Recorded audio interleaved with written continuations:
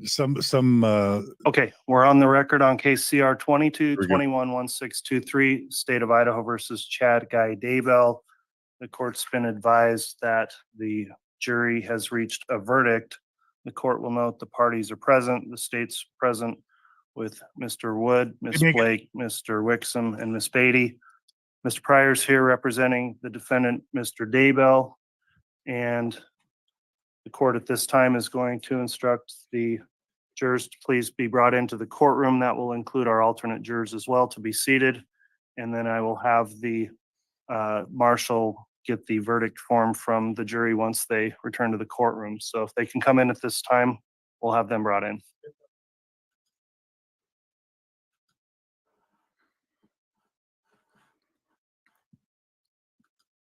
And while there's silence, I just want to welcome Megan Connor on to Mormon Stories. Hey, Megan. Hi, John. Thanks for having me back. All right, thank you. It's our second verdict together. Yeah, it's great to have you under somber circumstances, of course. Yeah.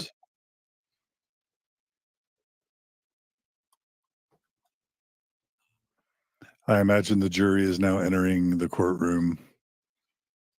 Everybody's rising as the jury enters. Here's all President Counter for you, Your Honor. Thank you. Please be seated.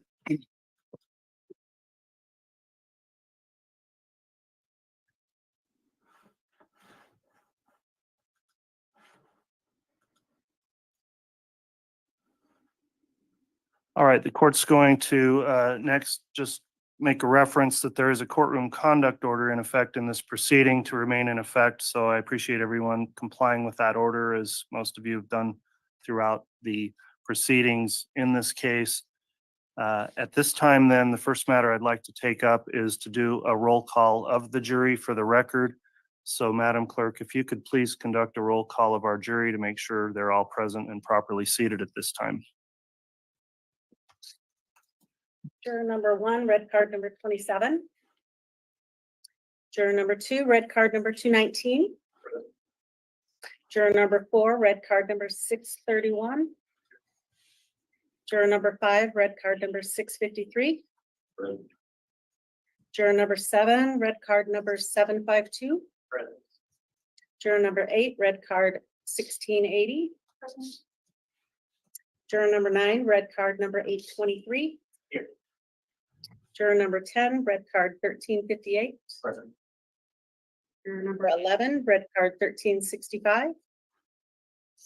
Juror number 12, red card 716. Juror number 14, red card 997. Juror number 15, red card 1078. All right. Thank you, Madam Clerk, for conducting the roll call. All right, at this time, I'm next going to inquire from the jury foreperson. Has the jury reached a verdict? All right, thank you. Mr. Bailiff, if you would please retrieve the verdict from the jury foreperson.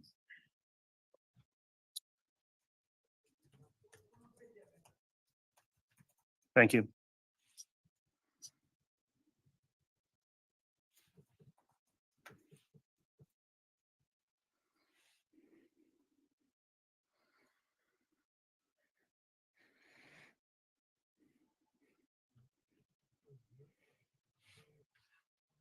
All right, the court has reviewed the verdict form. I'll note that all counts have been properly marked, as well as the verdict form's been properly dated and signed by the foreperson. The next step then is Mr. Daybell, if you and counsel would please rise. I'm going to have the clerk read the verdict.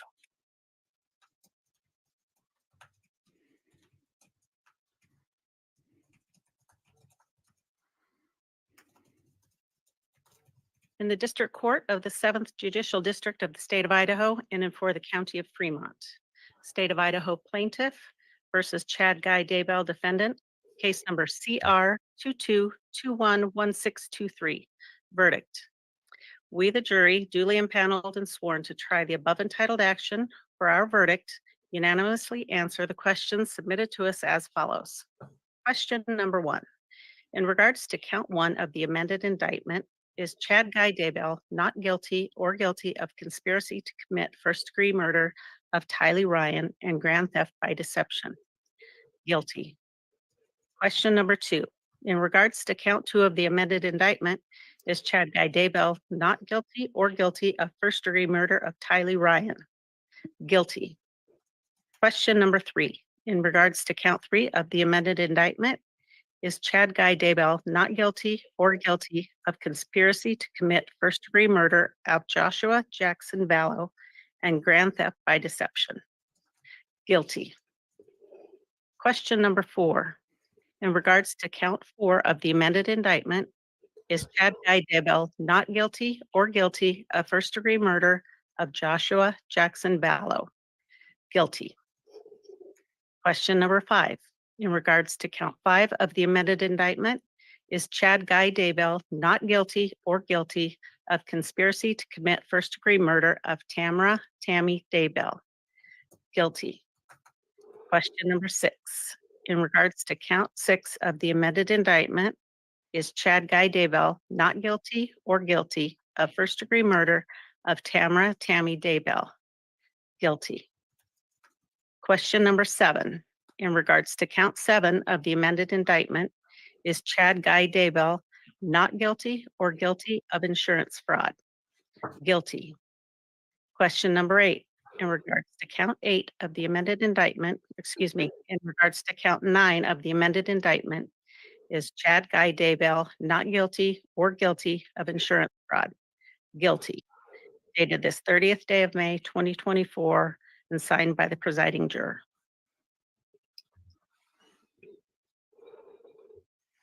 All right, Madam Clerk, thank you for reading the verdict. At this time, I'm just going to collectively ask the jurors, all of you, is this in fact your unanimous verdict on each of those counts? Very well. At this time, I'm going to inquire if the parties wish to have the jury pulled. Does the state wish to have the jury pulled?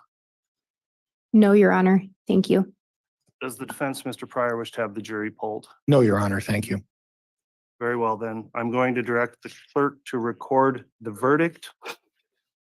At this time, then, this does conclude the guilt phase of this trial. Because the defendant has been convicted on counts of first-degree murder and conspiracy to commit first-degree murder, the state has filed a notice of intent to seek the death penalty, and so a second phase of this trial, called the sentencing phase, will be taking place next. We're going to take a recess at this time for approximately an hour.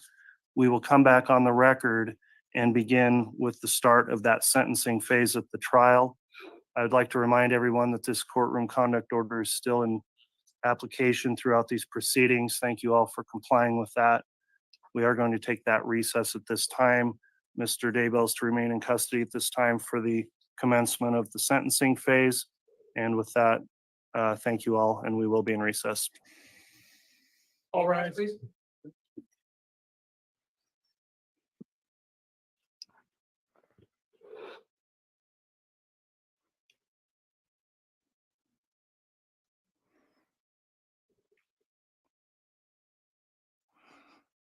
All right, everyone, as the jury files out of the courtroom and as the court takes a recess before sentencing in an hour, as I mentioned at the beginning, I'm honored and humbled to have Megan Connor back with us on Mormon Stories podcast. Hey, Megan. As you know, as those of you who follow Mormon Stories know, Megan is Lori's cousin. Megan knew JJ. Megan knew Tylee. Megan grew up with Lori and is part of the family. So this is a very personal thing for her. So Megan, feel free to take any time you want to just kind of reintroduce yourself to my audience or anyone that's new. And then we'll just turn the time over to you to share any catch-ups on anything you want to share with our audience in terms of your thoughts about the trial so far since the last time we talked, and then what you're feeling about this verdict. And you can start there if you want, and anything else you want to say. And we'll entertain questions or comments as they come in. But Megan, the floor is now yours. Thanks, John. Um, I do really appreciate you asking me to come on and share this time with you. This is it's good for me to be able to unpack these things. It helps me heal. So I'll start with verdict and maybe rewind from there. I'm very grateful, guilty on all charges, and I don't think I was as nervous about this verdict as I was about Lori's. I was nervous in Lori's case because because it was a lot of circumstantial evidence, and there was a lot more evidence that Alex was directly involved, and of course he had died by that time. And but this time I had a little more faith in the jury because I actually went to Idaho. I was able to meet with a couple of the jurors from the Lori Vallow trial, and we can talk about that a little later. But I just being there in person and seeing Chad for the very first time was surreal. And being able to have this relief of this guilty verdict behind us, I feel like this is a finality of justice for JJ and Tylee and Tammy. I'm really grateful that the jury considered Chad's involvement despite some of John Pryor's attempts. Of course, it's his job to try and create reasonable doubt. And it was infuriating at some times, but of course, he had to do his job.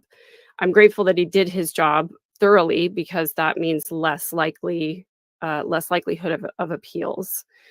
And so I think that's really important. So I'm just very relieved. I'm very grateful to have this part of this over with. The next big question, of course, is whether or not they're going to give him the death penalty. I have mixed feelings about that. Maybe we can unpack that in a little bit. But just to clarify, I knew of JJ. I never did get a chance to meet him in person, but of course I saw, pictures of him and his family on social media of my other family members. Tylee, the last time that I saw her, she was probably 3 or 4 years old. Just only saw her sporadically after that.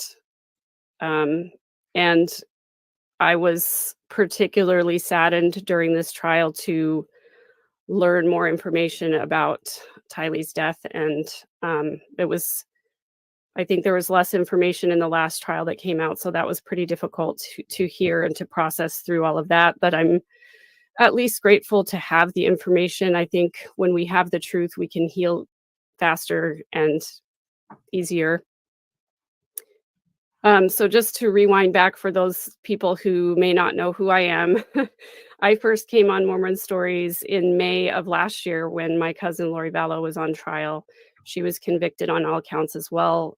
She's serving consecutive life terms, and she actually will be on trial again in August for the death of Charles Vallow. She and Alex, I guess I can say allegedly conspired to kill Charles. He was shot and killed initially. Alex claimed that it was self-defense, and they were both released. And then sometime after the children were reported missing, they reopened the investigation. So I'm grateful that she's going to face a trial upcoming in August for Charles's death as well. So that was the first time I came on Mormon Stories. I was fresh off of a faith deconstruction. I have sort of been deconstructing since 2015, but didn't really start investigating truth claims until January of last year. And once I did, it was very rapid. It was over the course of maybe 3 or 4 days. And by the time I got to Mormon Stories, I was pretty fresh in that process. Since then, I have watched every single episode of LDS discussions here on Mormon Stories. I've deconstructed every single truth claim I think that I was taught as a child. I've been all the way down to nihilism and existentialism, and it's been kind of a wild spiritual ride. But I'm in a great place. I'm really happy. My life is good. I've got healthy people around me. I still am in touch with my healthy family members. And this is another place for healing to start, for the repair process to start. And I am going to be, of course, watching Lori's trial in August to find out what is going to happen there. And I actually am interested in that one, I think, more than these other two, because it involves more of my close, direct family members. They were all there and they were all involved during the time of Charles's murder. And so I want to know how involved they were and what happened in those hours and minutes afterwards and everything, and what's been happening since then. So that's kind of what I'm looking forward to in that case. I don't know what else to tell you. I launched a podcast a couple months ago, and my YouTube channel is at @3rd_verse, and my podcast, The Midlife Revolution, is there. It is all about healing. It is about making small changes that create big revolutionary changes in our lives. And I've had a really good time writing the episodes, and I think we're on episode 7. Was supposed to release in 9 minutes, but I postponed it because of this. And then I release an episode once a week, and then I do a live Q&A afterwards, just to connect with people and talk with people about healing and the things that they're going through. And then I also once a month do a live Ask Me Anything on my YouTube channel. And last month, of course, it was all about the Daybell case.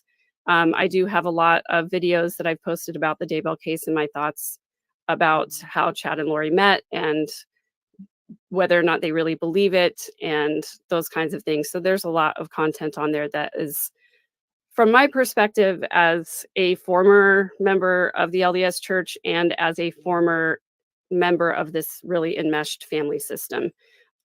Left the family system a long time ago, also left Mormonism. And so that's one of the reasons why my take on the case is somewhat unique, because a lot of my other family members are still kind of trying to straddle that line between keeping family relationships over challenging people's harmful ideas and beliefs and behaviors. And so I don't think there's anyone else in my family who is speaking publicly about the harmful dynamics in the church and the family system that sort of led us to where we are here. So somebody was asking to say my social media handles again. Sorry, my brain is in 2 different places at once. I'm trying to like process and also share at the same time. I'm on Instagram and TikTok at @3rd_verse. My website is 3rd-verse.com. I have lots of free resources there, as well as coaching. I do coaching as well for people who are either deconstructing religion or going through big life changes. I talk with a lot of people going through divorces and relationship changes. And my podcast is The Midlife Revolution, and you can get it everywhere you get your podcasts, as well as on YouTube. I think episode 9 for my podcast releases tomorrow on all the podcast platforms, and YouTube is just a couple weeks behind. So that's where I'm at. Thanks, Megan. And I'll invite our viewers and listeners to share any comments or questions, and we'll share them. Let me just read a few. I'll just say here's a compliment. Diane writes, John, thank you for your coverage and compassion and how you've handled all of the things this case has involved. Megan, thank you for all of your work and love. So there's a little bit of love coming from Diane. I'm sure she's not alone. A lot of people are asking about the death penalty and how you might feel about that. I'm just going to share a couple reactions and then give you a chance to respond. Megan, if you want. So Persephone writes, I'm not normally for the death penalty, but in this case, she writes meh. That's interesting. Another writes, is it better for him, meaning Chad, to be a martyr or to sit in a cell prophesying more BS for his followers like Warren Jeffs is currently doing? So that's an interesting question for anyone who might be inclined to be sympathetic towards Chad, or even, heaven forbid, follow the guy as a prophet. Is there a downside to, quote, making him a martyr? Katie writes, the death penalty might advance Chad's status as a fundy martyr. That's like the darkest thing I've ever heard, given what he has been found guilty of. Yeah, so Megan, what do you think? I guess you may have just general opinions about death penalty separate from Chad. And then I think our audience would love to hear what you think about death penalty. And we can even talk about the Mormon angle of death penalty too, but I'll let you start. Yeah, so I definitely had a different view of the death penalty when I was a fully believing member of the LDS Church. I definitely thought, well, it doesn't really matter if they get the death penalty here or not, because, they're going to get justice on the other side. As far as how I feel now about it, it's a more practical standpoint of, the death penalty is expensive for the state, but so are endless appeals. And that's, a lot of times when you have a death penalty case, it opens the door for a lot of appeals because it's so serious. The other points that are brought up are exactly the points that I've kind of been pondering throughout this trial, is that if Chad is executed, that makes him a martyr, right? Because he literally is dying for the beliefs that he put out there and taught. And my fear since the very beginning of listening to Lori's trial, when I heard the patriarchal blessing that Chad gave to Alex, where he mentions the Church of the Firstborn, my initial fear was that there is a real Church of the Firstborn, that there are more people out there who believe some of these same things.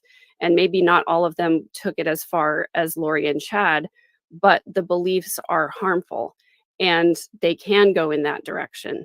And it is a tiny little faction of people that has exerted some influence in some spaces. And I have a lot of thoughts about that and those people. I've done a lot of research about this Church of the Firstborn, and I've talked to some former followers of Chad's. And I do have a lot of concerns about people who are still silently following some of the same teachings that he is. The Avow website is a very scary place. And so there's a lot of concern on my part that if he does receive the death penalty, it has the potential to make him a martyr and to make the teachings more interesting to some people.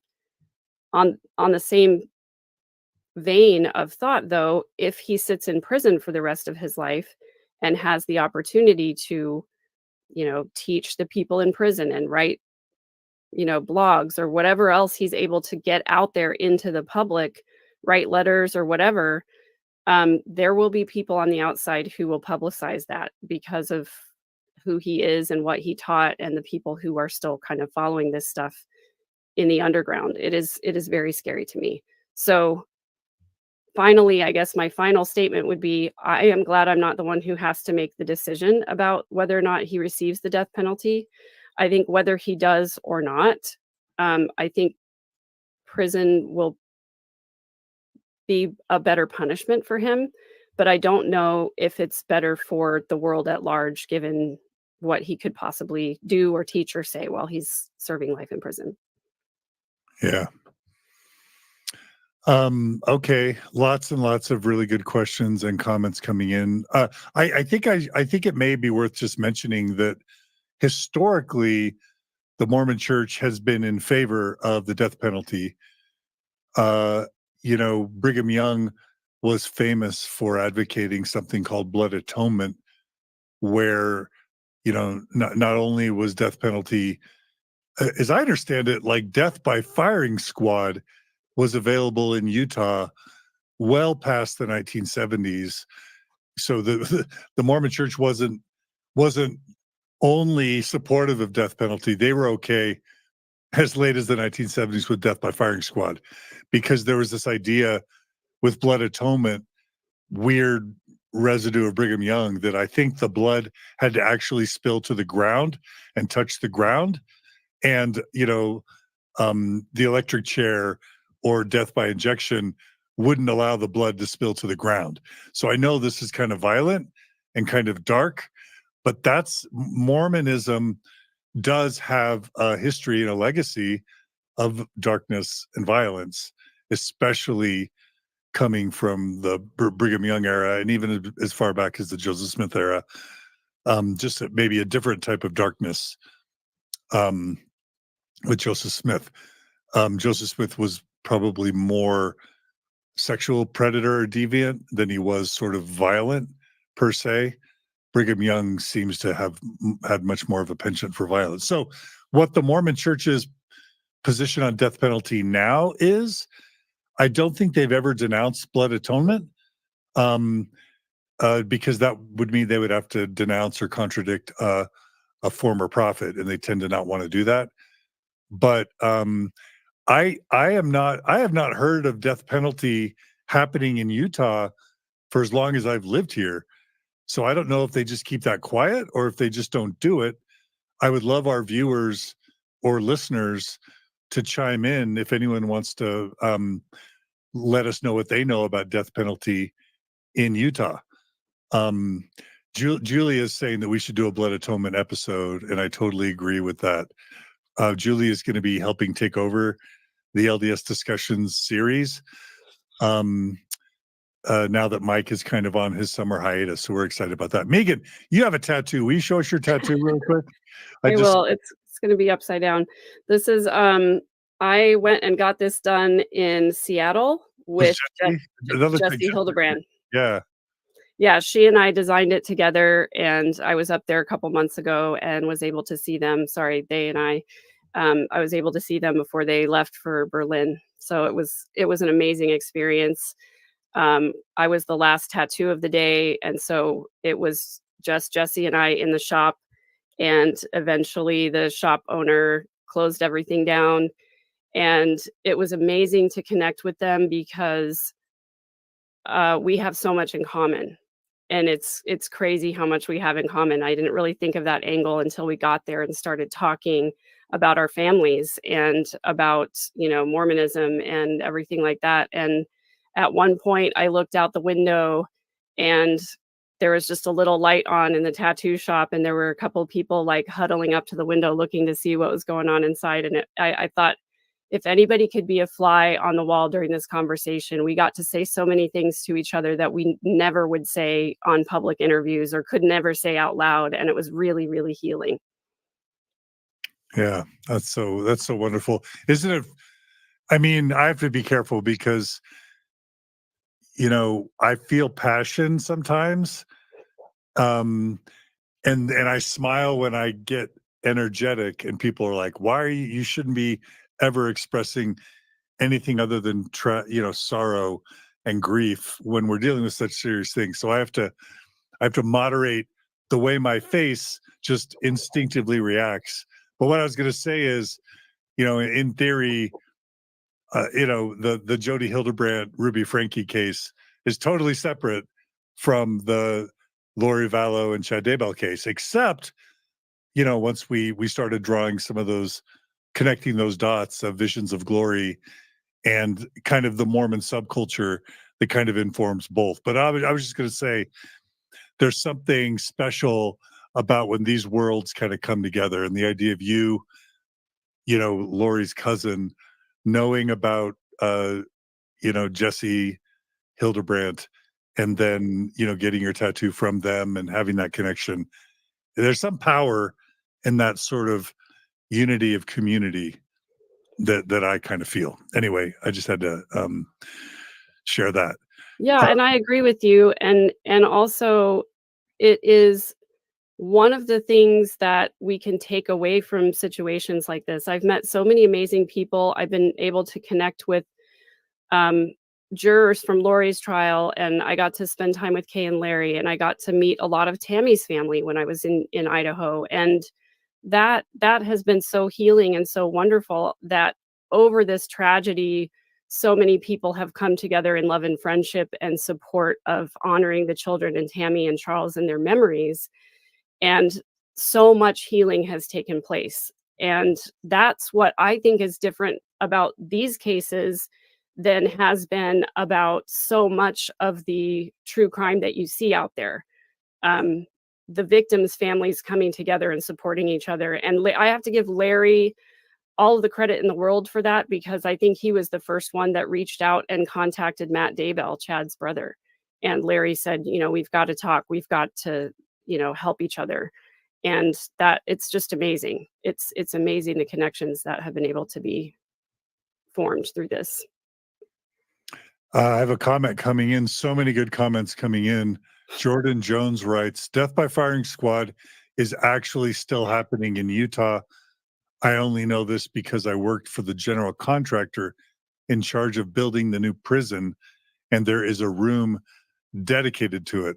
I don't even know how that's possible if I've lived here for so long and haven't seen one single news story covering death penalty by firing squad. So I would love validation. I'm not questioning Jordan Jones. My viewers and listeners tend to give very credible input and tips, but that's kind of mind-blowing to me if that's true. So if others have, here's another comment from Gus. Gus says they do and allow the firing squad. I believe the last time was a few years ago. So there's a second person confirming this. And it is available in Idaho. It is on the table for Chad as well. Yeah, Shirley saying it has been done in the past few years. Interesting. All right. So, yeah, anyway, there's so many comments are coming in. Let's go to some of the other comments that are out there. So Wendy writes, let Chad live so we can somehow get more answers, possibly eventually. Megan, what types of answers do you think Wendy might be referring to? Don't we kind of know pretty much most of the things we need to know? We know almost everything. I think the things that we don't know have to do with exactly how Tylee was killed and where. And I don't know that we necessarily need to know those details. And generally speaking, the defense attorney will ask for some kind of concession in exchange for information. And to me, at this point, we know so much that I don't think it's worth it to give Chad any sort of leeway or leniency in exchange for more information, because he could have done that before. There were plea bargains on the table before, and he chose not to take them. All right. Ray is writing, we neither promote nor oppose capital punishment. That's Ray sharing his understanding of the Church of Jesus Christ of Latter-day Saints position on the death penalty. So I haven't confirmed that since I'm on this program moderating it, but that's one person's perspective. Here's one comment from Change Capability Institute. They write, so Visions of Glory is still being sold. Yeah.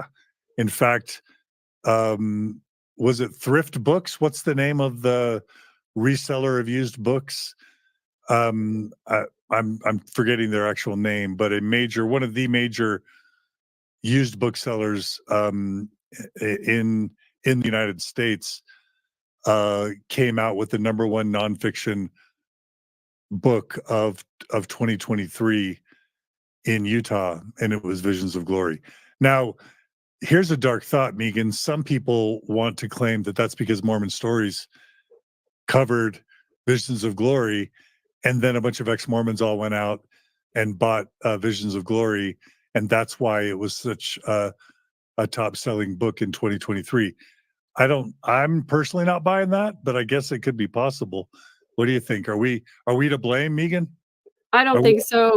Because for two reasons. I think those statistics were pretty far up there before we did our episode. And secondly, I really believe that there's still a huge contingency of people out there the Avow people, preparing a people that's now turned into a new entity that are still following these claims about the end times and seeing visions and near-death experiences and all of those things. I think it's a bigger contingent than people know or believe. I'd be curious to know what the statistics are for Idaho, because I think it's probably bigger, at least in this Rexburg area.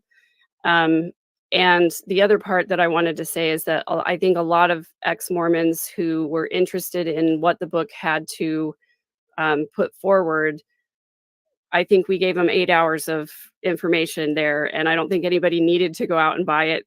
We played so many clips of it that you pretty much don't need to buy it. You can just watch that episode, and those are all the main parts. You really don't need to lose brain cells reading the whole book.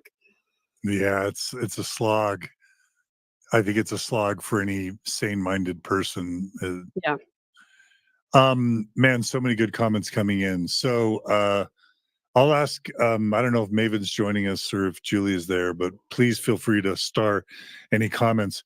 One correction, Paul writes, as far as Utah goes, Ronnie Lee Gardner was the last person executed in Utah on June 18th, 2010, at the age of 49 by firing squad at Utah State Prison in Draper. Now that sounds right to me.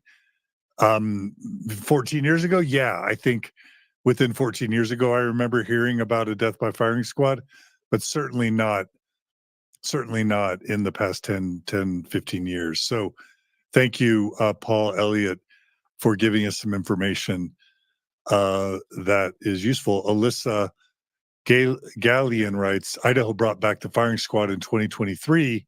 That's weird if that's true, but hasn't executed anyone since 2012. Man, can you imagine in 2023 bringing back the firing squad? I want to confirm that, but what do you think about Idaho bringing back the firing squad in 2023? Part of me wonders if they did it just for Chad. Oh, wow.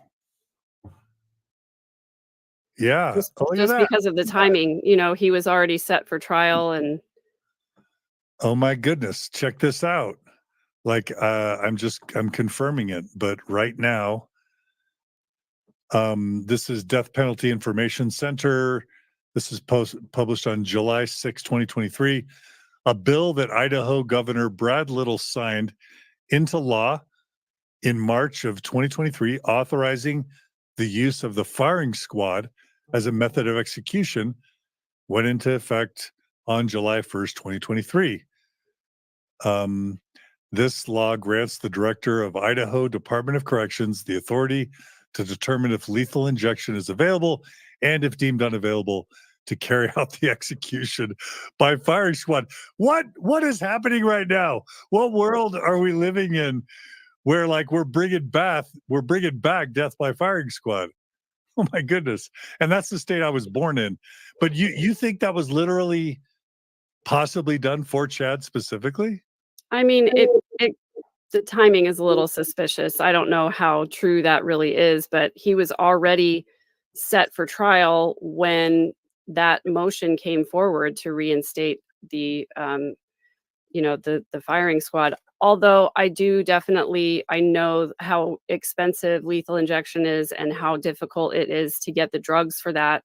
And a lot of times people sit on death row for a long time waiting for their lethal injection drugs. So that specifically says that if the drugs are not available, then the Department of Corrections can resort to the firing squad. Yeah. Yeah. Wow. All right. Well, so many good comments are coming in.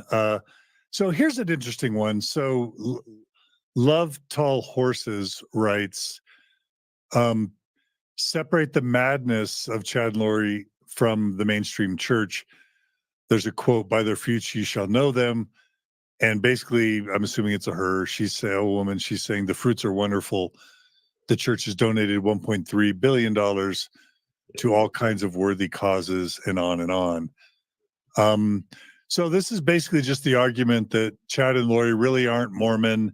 What they did has nothing to do with Mormonism, and that sort of thing. do you want to address that idea about how Mormon, I know we've covered it extensively on Mormon Stories, but I think there were developments in the trial of discussions around the Mormon content relating to this trial. What are your thoughts on that, Megan? What would you share? I actually did. I just finished recording an episode on this for my podcast to my LDS friends, because I get these comments a lot of the time that not all LDS teachings are harmful. Most LDS people are good. The church does more good than harm, and we shouldn't blame the church when things like this happen, meaning when people die because of attached religious beliefs. And my comment to that is that I agree with some of that.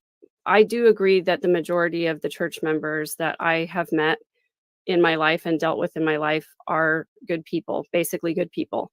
And even a lot of the leadership of the church are basically good people.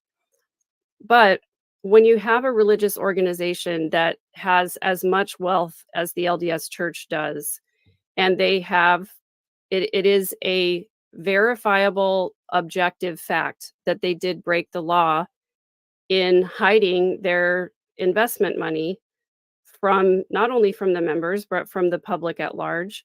And I think they have a duty to be honest about the amount of money that they have and the amount of money that they are giving to charitable causes and the percentage of their wealth that they're giving to charitable causes.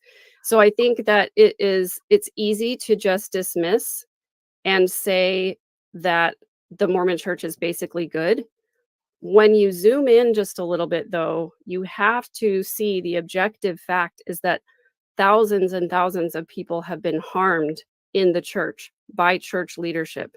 I'm talking about SA victims, Boy Scouts, and other people who have been harmed by bishops and stake presidents, and the list goes on and on. So I think it's very dismissive to just say Mormonism is basically good, the LDS church is basically good, they give a ton of money to charity, and we should give them a pass because nobody's perfect and because they do donate a ton of money to charity.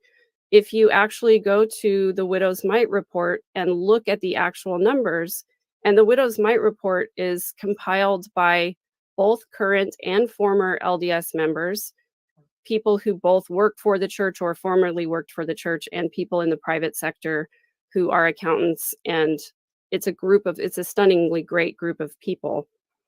And if you look at their statistics, their actual contributions, the actual contributions of the LDS church are minuscule compared with the wealth that they hold. And considering also the fact that they hold a lot of political power and influence, especially in the state of Utah, they have enough money and power and influence that they could choose to give the majority of their money to feeding the poor and the needy. They could end homelessness in Utah. They could end child SA in the state of Utah. They have so much money and power. And to me, the inaction is just as bad action because they do have so many resources. I think they're getting better. They have doubled their contributions to charitable causes and to feeding the poor and needy and those kinds of things over the last couple of years, but it's still a minuscule percentage compared with the wealth that they have. So I think we have to look at any organization, we have to zoom in, and to just say their fruits are good and excuse it away, I think is irresponsible, because there are literally thousands and thousands of people who have had life-altering or life-ending harm at the hands of church members, church leaders, and people who take mainstream Mormonism off into their own fringe. Yeah. Laura is helping us. It's Half Price Books. I think that is the company that listed Visions of Glory as the top selling nonfiction book in Utah for 2023. I'm pretty sure that's right. So thanks, Laura, for helping. Yeah. So really quickly, so love Love Tall Horses writes, for the church to condemn, what Chad and Lori did, that would just be redundant. Of course, murdering your spouse and children is frowned upon in the church.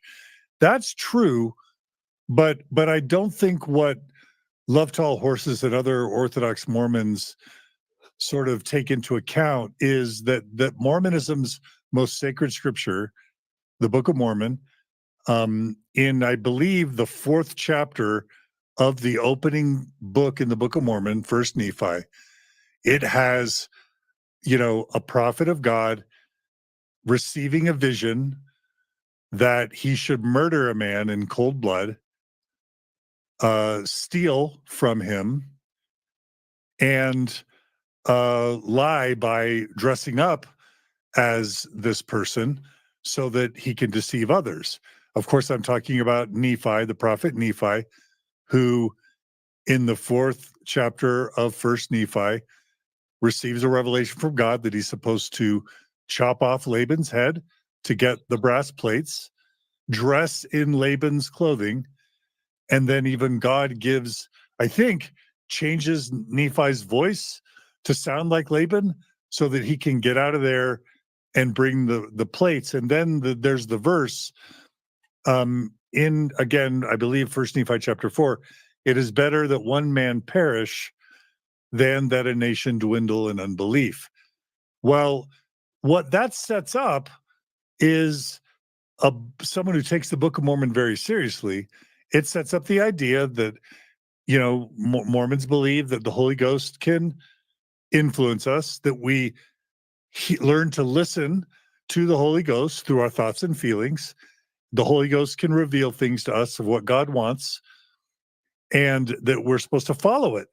And if the Holy Ghost can tell Nephi to kill Laban, if Chad believes or Lori, if they believe that they're listening to the Holy Ghost and what their thoughts and feelings are telling them is that it's better that JJ and Tylee and Tammy and Alex and on and on and on, it's better that they perish than, especially if, their spirits have already departed, which is also a Mormon teaching, that spirits come and go out of bodies and that demonic possession happens, that if demonic possession has happened, if spirits come and go, if this is just one probation, and that if the Holy Ghost can tell you to murder for a righteous spiritual cause and to lie and to steal, if all of that you learn at church in the church's most sacred scripture, then it's just, it's literally just one step further, or maybe 5 or 10, but it's a matter of steps further for Chad and Lori. And it's not just them, the Lafferty brothers, like the Chad and Lori will not be the first Mormon informed humans on the planet to murder in the name of God based on inspiration from the Holy Ghost. So until the Mormon Church literally says it is never, ever going to be okay, like First Nephi chapter 4, no one should ever, ever believe that, what Nephi says happened to him could ever happen again anywhere, unless the church were to condemn First Nephi chapter 4 or the application of it to today, because Mormons are taught the Book of Mormon needs to be applied to our lives now. The Book of Mormon isn't just for 2,000 years ago or 2,600 years ago. The Book of Mormon is written for our day. It wasn't written for 2,600 years ago. It was literally written for our day. So what are we supposed to learn from that story? If the story of Nephi and Laban was written for our day, what are we supposed to learn from that story? But if the Mormon Church hasn't denounced and condemned either that story or any possible interpretations that could lead to murder or anything short of it, then I would say there's a decent argument that the Mormon Church hasn't done its job to prevent these types of things from happening again. What do you think, Megan? Am I taking it too far? No, I absolutely agree with you. And in Lori's trial, there was a text message exchange between Zulema, who is one of Chad's most ardent followers, and Lori. Zulema was asking Lori what happened to Charles because Charles had been possessed by a demon. And Lori responded, it was a Nephi and Laban ending. So there you have it right there. Justifiable homicide. They believed that Chad was possessed, that he had an evil spirit in him, and they killed him based on their belief, their manufactured belief. And then they referred to Mormon scripture afterwards, saying it was justifiable homicide because he was possessed. He had an evil spirit in him. So the Bible teaches about people being possessed. The Bible teaches about people having evil spirits in them. The Book of Mormon teaches about people having evil spirits in them. Joseph Smith taught about people having evil spirits in them. He even cast a spirit out. What was the name of the guy? Whitney. I'm trying to remember. It came up in the trial, actually. Anyway, Joseph Smith, so Bible, Book of Mormon, Joseph Smith have all taught that evil spirits are a thing and that you can cast out evil spirits. And what Chad did was just took that one level farther and said that if an evil spirit has inhabited your body, the only way to get it out is to cast it out. And then if you cast it out, the body dies. That was his theology. That was his teaching to all of these people that were in his little club. And they literally got together in a circle and held hands and did a casting to try and get these evil spirits out. Well, it didn't work. Another spirit came in. So that's what all of this was based on. So people who are saying this has nothing to do with LDS, it has everything to do with LDS. It's rooted there. Yes, they took it to the next level. Yes, they took it 3 or 4 levels beyond that. But it's all rooted in Mormon doctrine. And actually, John, I put together, I think you know, a ton of clips from Chad's trial that explain his theology in detail, and the overlap between that and Mormonism is just stunning. Yeah, it is. A lot of people are asking if Chad and Lori, number one, were ever excommunicated. Do you have the latest on that? I seem to recall that they were.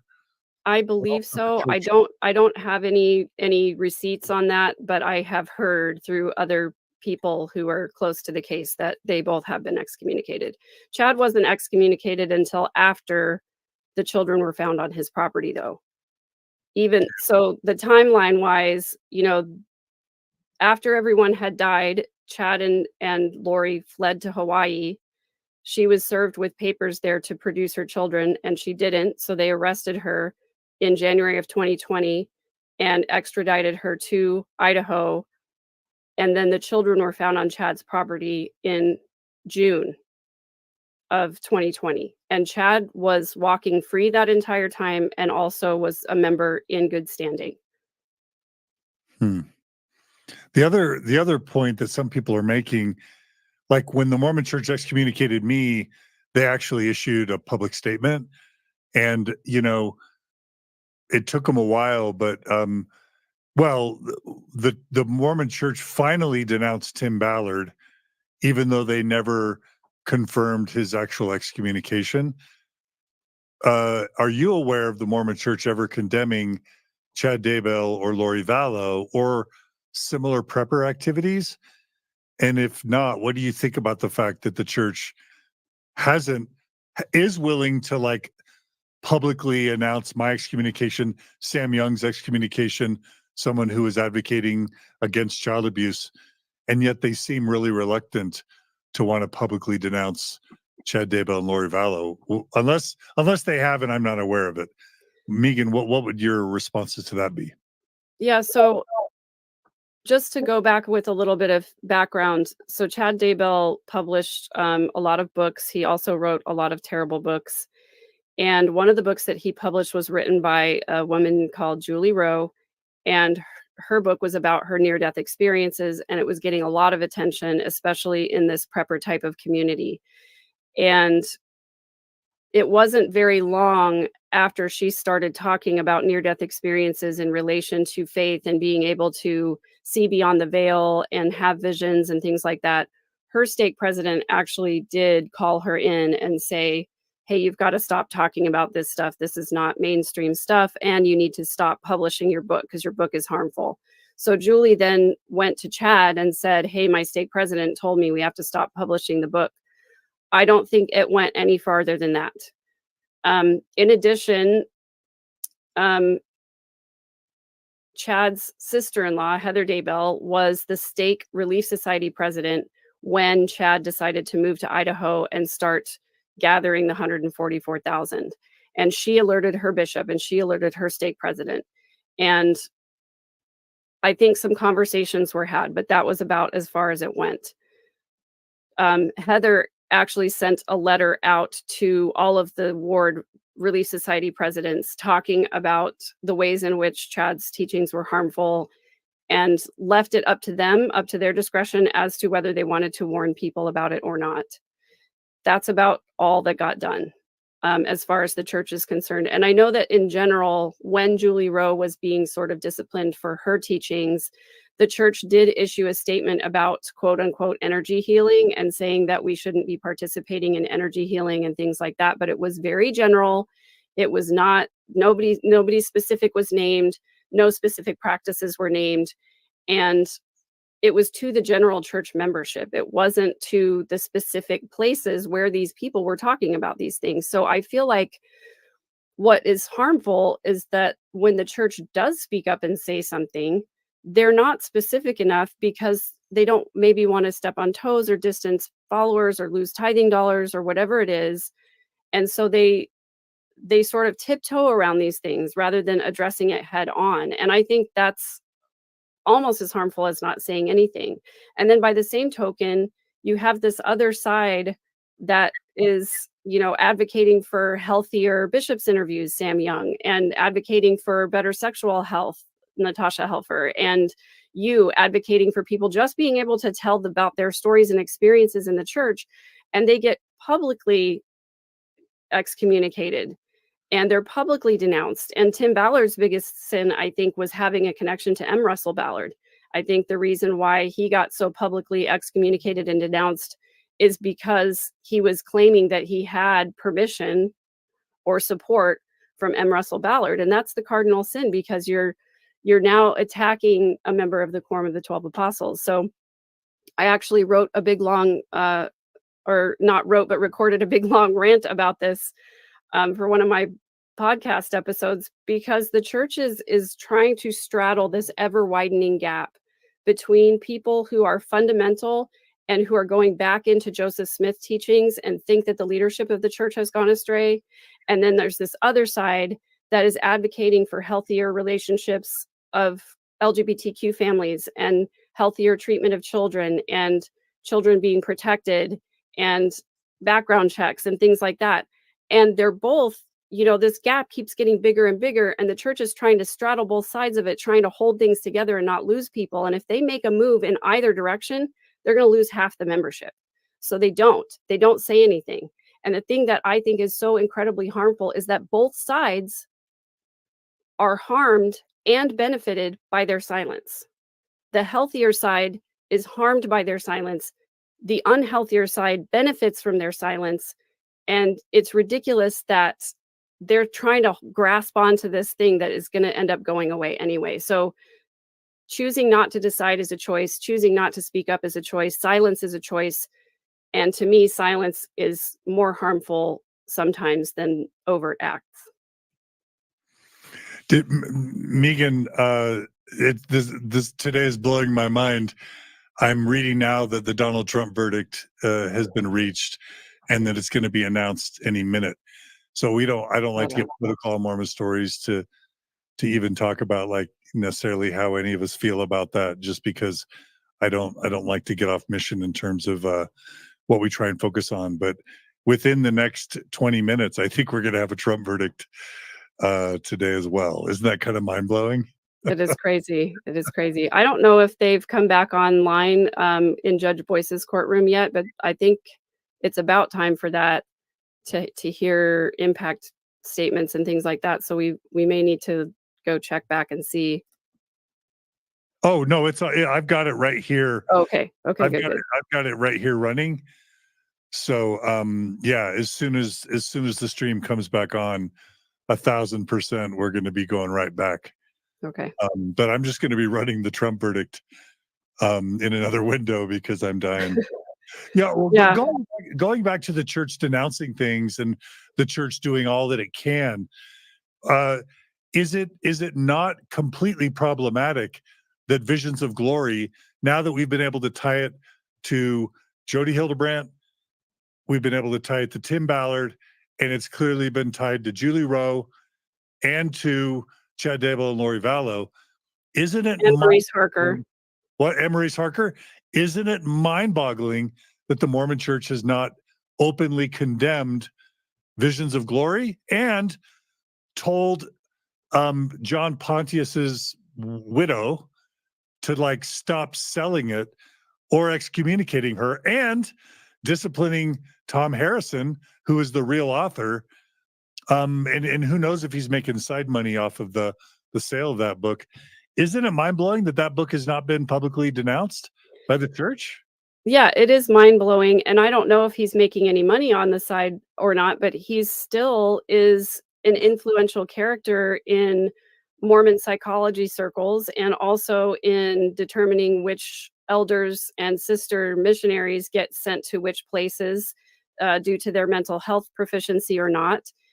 He's still holding private meetings with people like Tim Ballard, and he's got a following that is so large, and he has so much influence over so many people largely because of his Visions of Glory book, of him saying that he had these near-death experiences and that he has special connections and that he had special permission from Neil A. Maxwell to share these stories.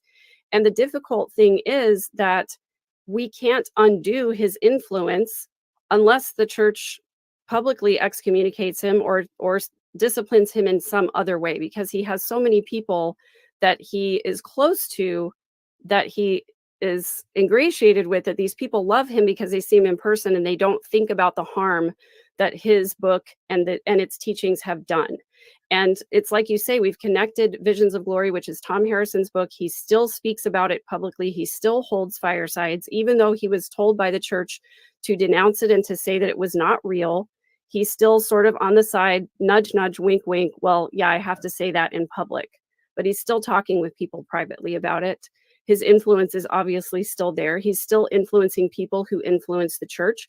And if anybody's been through the addiction recovery program in the LDS Church, that was designed and implemented with Jody Hildebrandt's teachings in mind.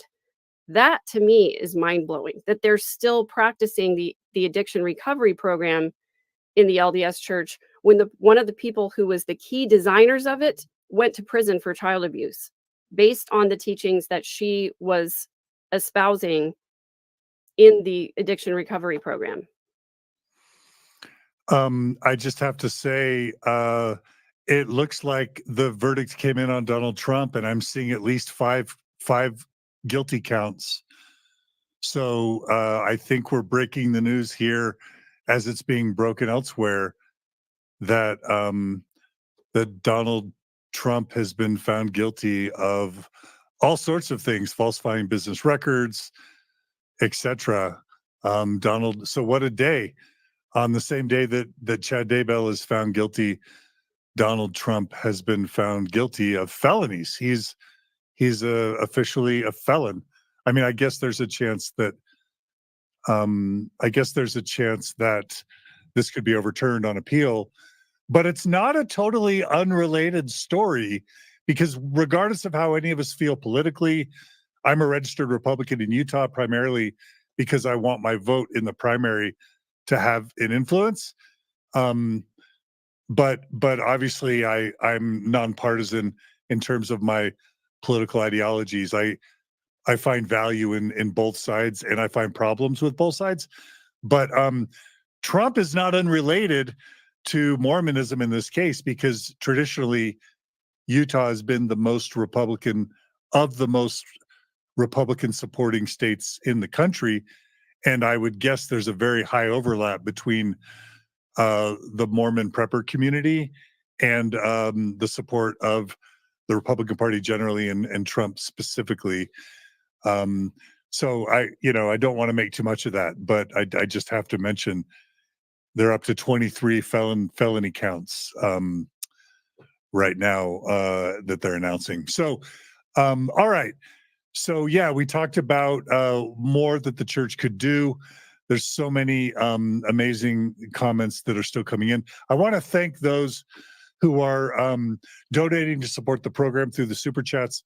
Marta writes, thanks for the donation, Marta. Marta writes, Megan's episode was my introduction to the podcast, and she's still the best guest ever. Megan, what do you think of that? Best guest ever on Mormon Stories podcast. No, I know that there are a lot more influential and wonderful people than me that have come on this channel, but I was grateful to be able to do it. But Marta said it. So according to Marta, thank you. Are you going to argue with Marta? Marta's coming from Poland. Thank you, Marta. Marta also says she's thrilled that you have your own podcast. So yeah, check out Megan's podcast for sure. Thanks for the super chat. We have another donation. Artsy Laws writes, the thing that gets me with the church is that my 76-year-old dad has to take out the trash and clean the church twice a week instead of the church paying janitors. And yeah, that's true. The Mormon church, I like to say it's richer than God. It's worth over $250 billion. It's $1 trillion organization. And I know why they do it, but they get their members to clean their chapels instead of just hiring janitors or paying people. Yeah. I'm seeing a couple of people kind of upset that we mentioned the Trump case. And to me, it's not about politics. It's not about Republican or Democrat or anything on the spectrum politically. It's about undue influence and coercive control. And the fact that Trump has such a large following of people who aren't willing to look at his flaws. And I think that's problematic no matter what leader it is. I think it doesn't matter whether it's, which side it is. Yeah, it's about being willing to take a look at the flaws. We're definitely not on Mormon Stories trying to tell people what the right presidential candidate is or who's good and who's bad. I think we all agree both candidates for president have significant problems. Yes, indeed. So anyone who's excited, I have yet to meet someone who's excited about the choices for this November. I didn't mean to cut you off, Megan, but as you know, the judge has resumed today's trial. All right, once the jurors are ready to be brought in, they can enter the courtroom, please. And they're going to be talking about sentencing. And I think the state is going to be pursuing the death penalty for Chad Daybell. And so I think that's what is about to be discussed.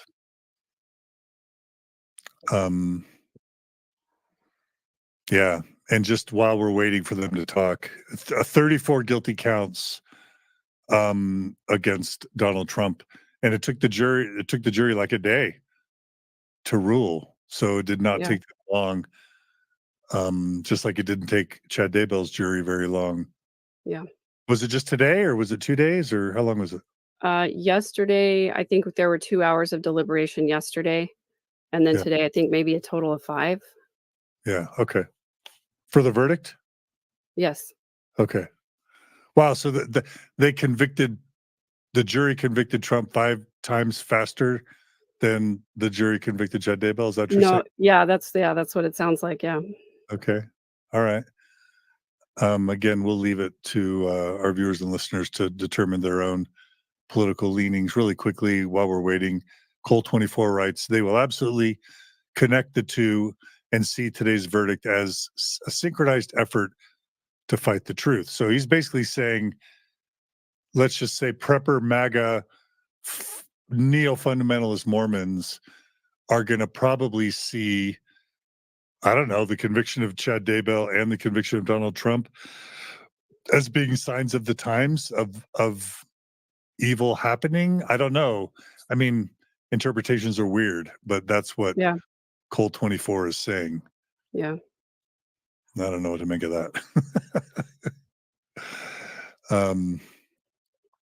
All right. So we're waiting. It's still quiet in the courtroom. I'll go ahead and just play a couple more. Oh yeah. So Alyssa writes, smash the like button, folks. Yeah, we've got 1,600 people who have joined in and only 16 likes. Only 1% of you have liked this episode.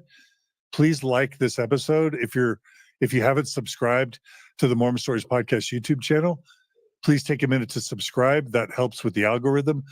While you're at it, please subscribe to Megan's YouTube channel, which is It's at third_verse, and you can also find it by just searching Megan Connor with an ER. yeah. Please subscribe to Megan's. Did you pass? Aren't you almost? You're over 1,000, right? I'm at All right, please. 6,600, 6,700, So you're almost at 7,000. almost. Yeah. That's amazing growth, Megan. Congratulations. Thank you.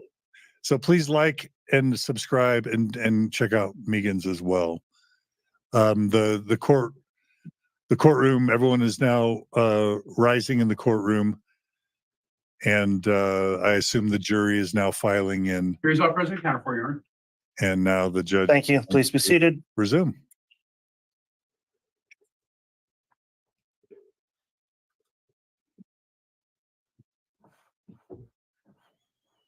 All right. Good afternoon, everyone. We are back on the record on KCR 2221-1623, State of Idaho versus Chad Daybell. The court notes that earlier this afternoon, the jury returned a verdict of guilty on several counts that are subject to this capital sentencing phase, including in the verdict form counts 1, count 2, count 3, count 4, count 5, and count 6 of the amended indictment. The court at this time then is going to commence with the capital sentencing phase. I'll note that in this case, the jurors have returned, including the juror alternates that are here as well, and the 12 jurors who returned the verdict under Idaho Code 192515, subsection 5B. The court is using the same jury to conduct this phase of sentencing also, and that statute reads that if the defendant's guilt was determined by a jury verdict, the same jury shall hear the special sentencing proceeding. So we are in that special sentencing proceeding. As I mentioned, the jurors are here and present. And ladies and gentlemen of the jury, thank you for continuing your jury service. You've again been seated for your continued service in this case, and that's the matter we're taking up at this time. To give you an idea of just the schedule, the court has some preliminary instructions that are going to be read to you this afternoon. We're going to commence then with further evidence on the sentencing phase starting tomorrow morning after I read these preliminary instructions. And the court's proposal on our typical scheduled plan would be to start at 8:30. Is the state going to be ready to proceed at 8:30 with any impact statements that may be offered? Yes, Your Honor. All right, that's how we'll run the scheduling at this point then, and I'll inquire as to the jurors going forward. Also, the scheduling we'll have during this phase of the proceedings.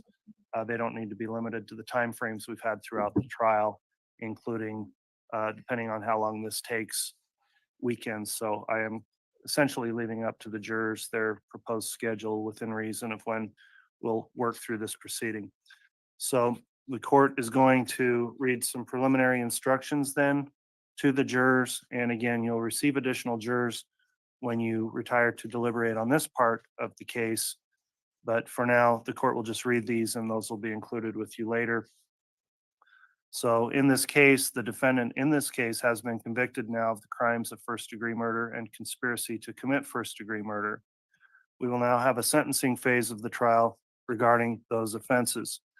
Additional evidence may be presented during the sentencing phase. You should also consider the evidence presented during the trial. Before the death penalty can be considered, the state must prove at least one statutory aggravating circumstance beyond a reasonable doubt. If you unanimously decide that the state has so proven one or more statutory aggravating circumstances, then you must decide whether the imposition of the death penalty would be unjust by weighing all mitigating circumstances against each proven statutory aggravating circumstance. At a separate proceeding, the court will sentence the defendant for other offenses of which you have found the defendant guilty. Instruction number 2. Your duties are to determine the facts, to apply the law set forth in my instruction to those facts, and in this way to decide the case. In so doing, you must follow my instructions regardless of your own opinion of what the law is or should be, or what either side may state the law to be. You must consider them as a whole, not picking out one and disregarding others. The order in which the instructions are given has no significance as to their relative importance. The law requires that your decision be made solely upon the evidence before you. Faithful performance by you of these duties is vital to the administration of justice.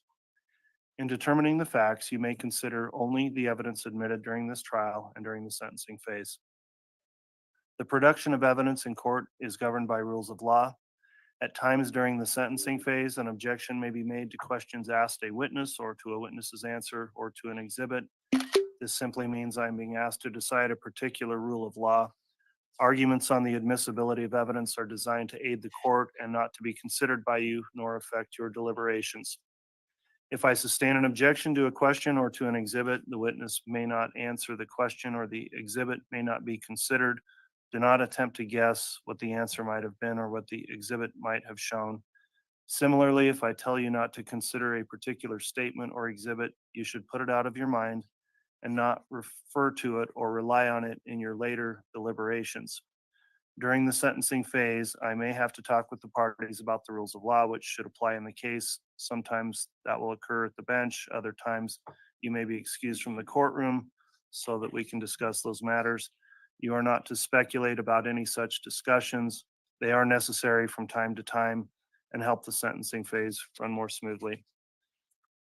Some of you have probably heard the terms circumstantial evidence, direct evidence, and hearsay evidence. Do not be concerned with those terms. You are to consider all the evidence admitted during the trial and during the sentencing phase.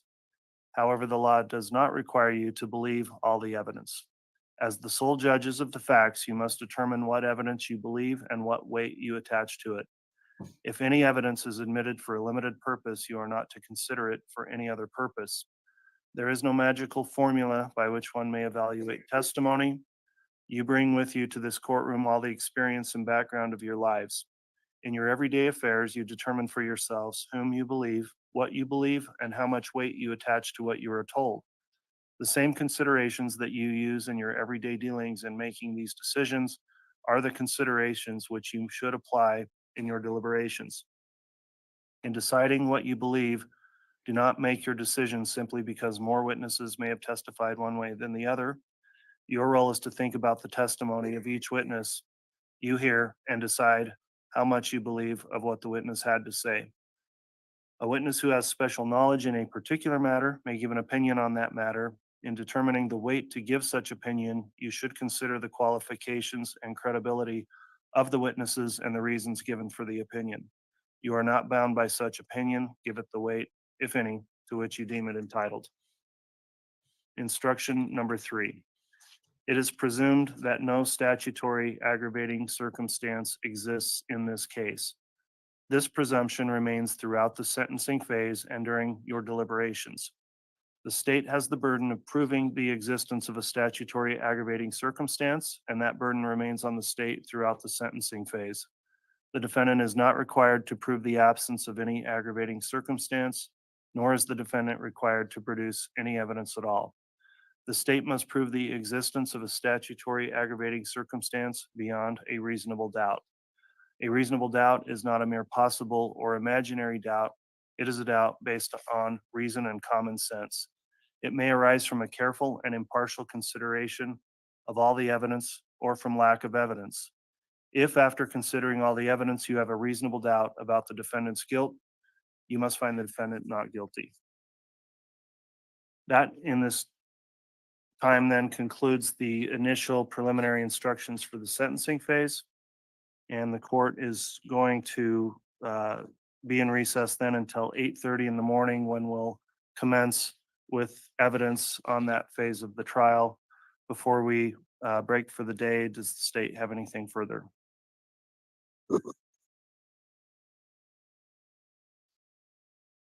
No, Your Honor. Thank you.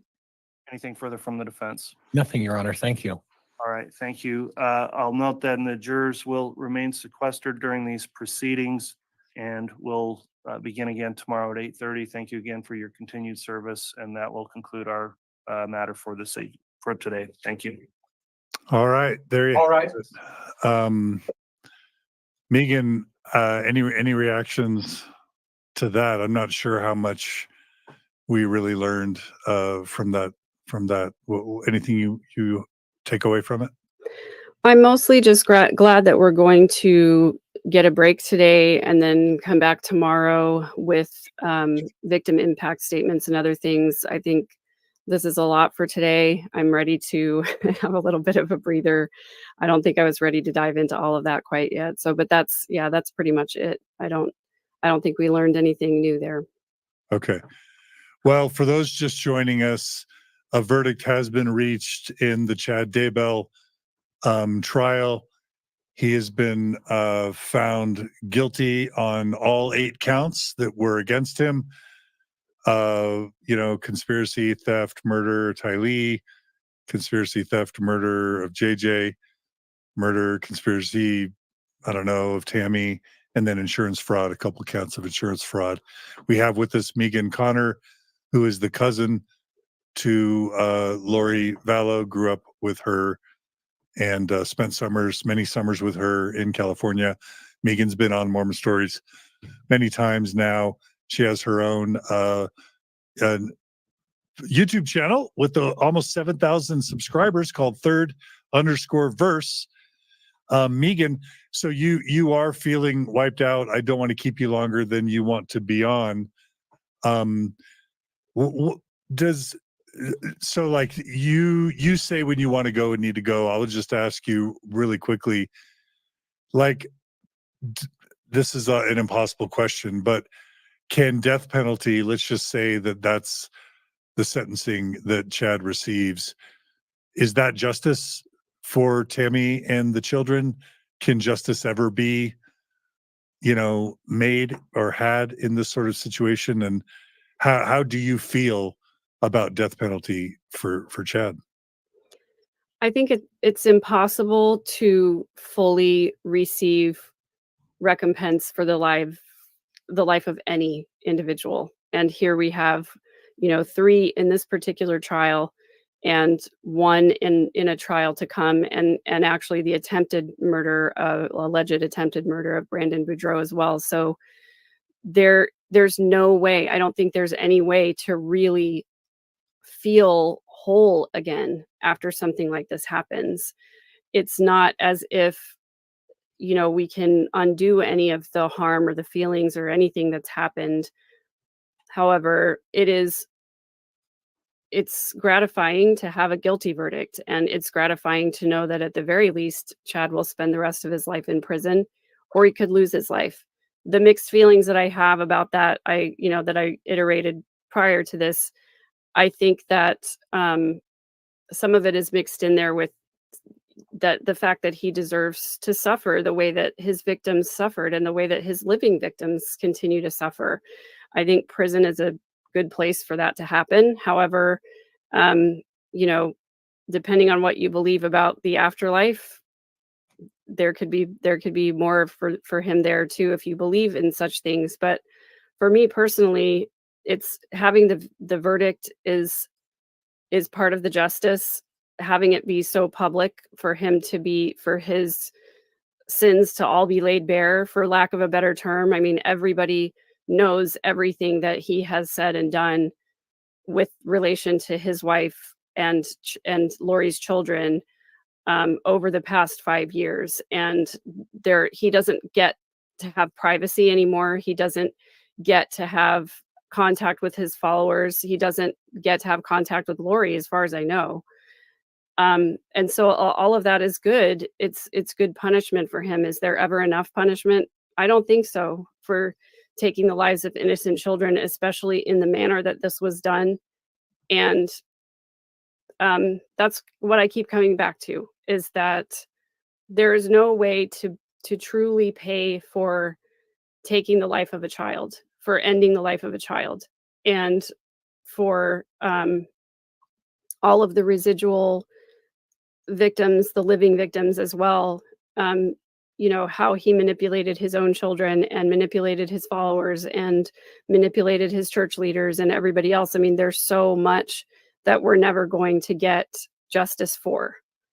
But this is what we have, and it has to be good enough. And I can sleep peacefully at night knowing that Chad and Lori are behind bars, and that's all the influence that they get to ever have.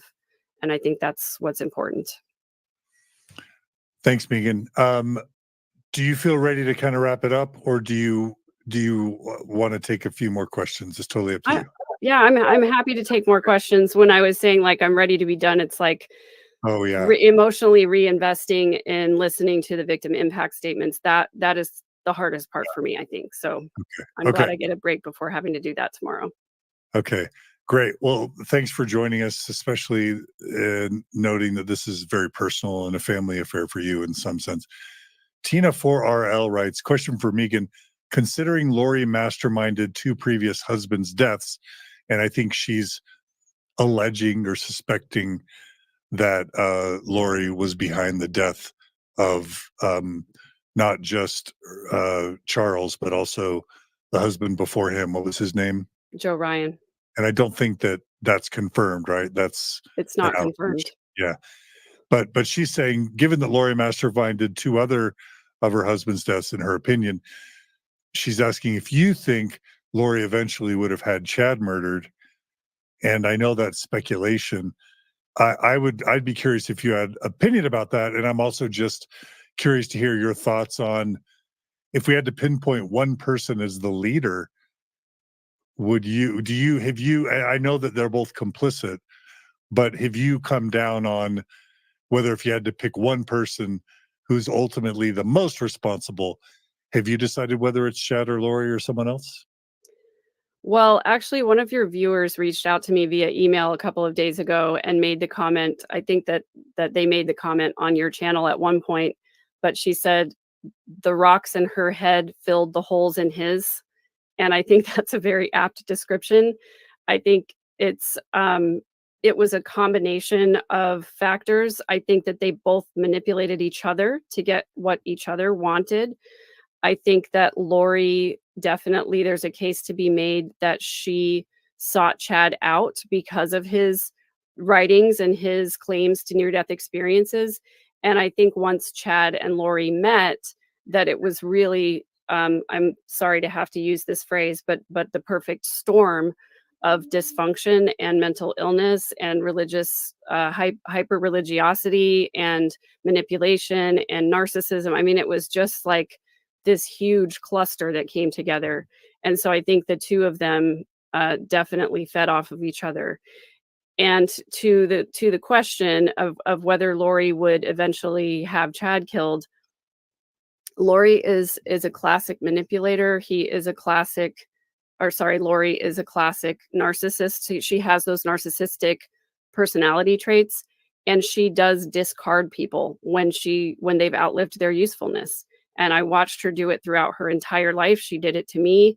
And I think she eventually would have done it to Chad too. And I'd be interested to know, I don't know if she's aware of the proceedings today or not, or if she's been aware of the trial, but very clearly Chad was allowing John Pryor to throw Lori under the bus and to blame all of this on Chad and Lori and Melanie Gibb and David Warwick. And so it makes me wonder if Lori is aware of that defense, what she thinks of it, and if she believes that Chad has sort of abandoned her. And if so, would she divorce him or something like that? I don't know. It's an interesting thing to consider, but I think based on what I know about Lori, I think eventually she would have discarded Chad, and maybe she will now that she knows that he threw her under the bus. I don't know if it would have come to murder or not, because now that Alex is dead, she doesn't have anybody to do her dirty work for her. Not that she wouldn't necessarily get her hands dirty herself, because I think she does have a murderous heart. She commented at one time that she didn't. And that's why, if you want another rabbit hole to go down, Annie Cushing has a channel here on YouTube where she's the brother of Joe Ryan. She discusses the facts of these cases, but also the circumstances surrounding her brother's death and her suspicions that Lori was involved in that as well.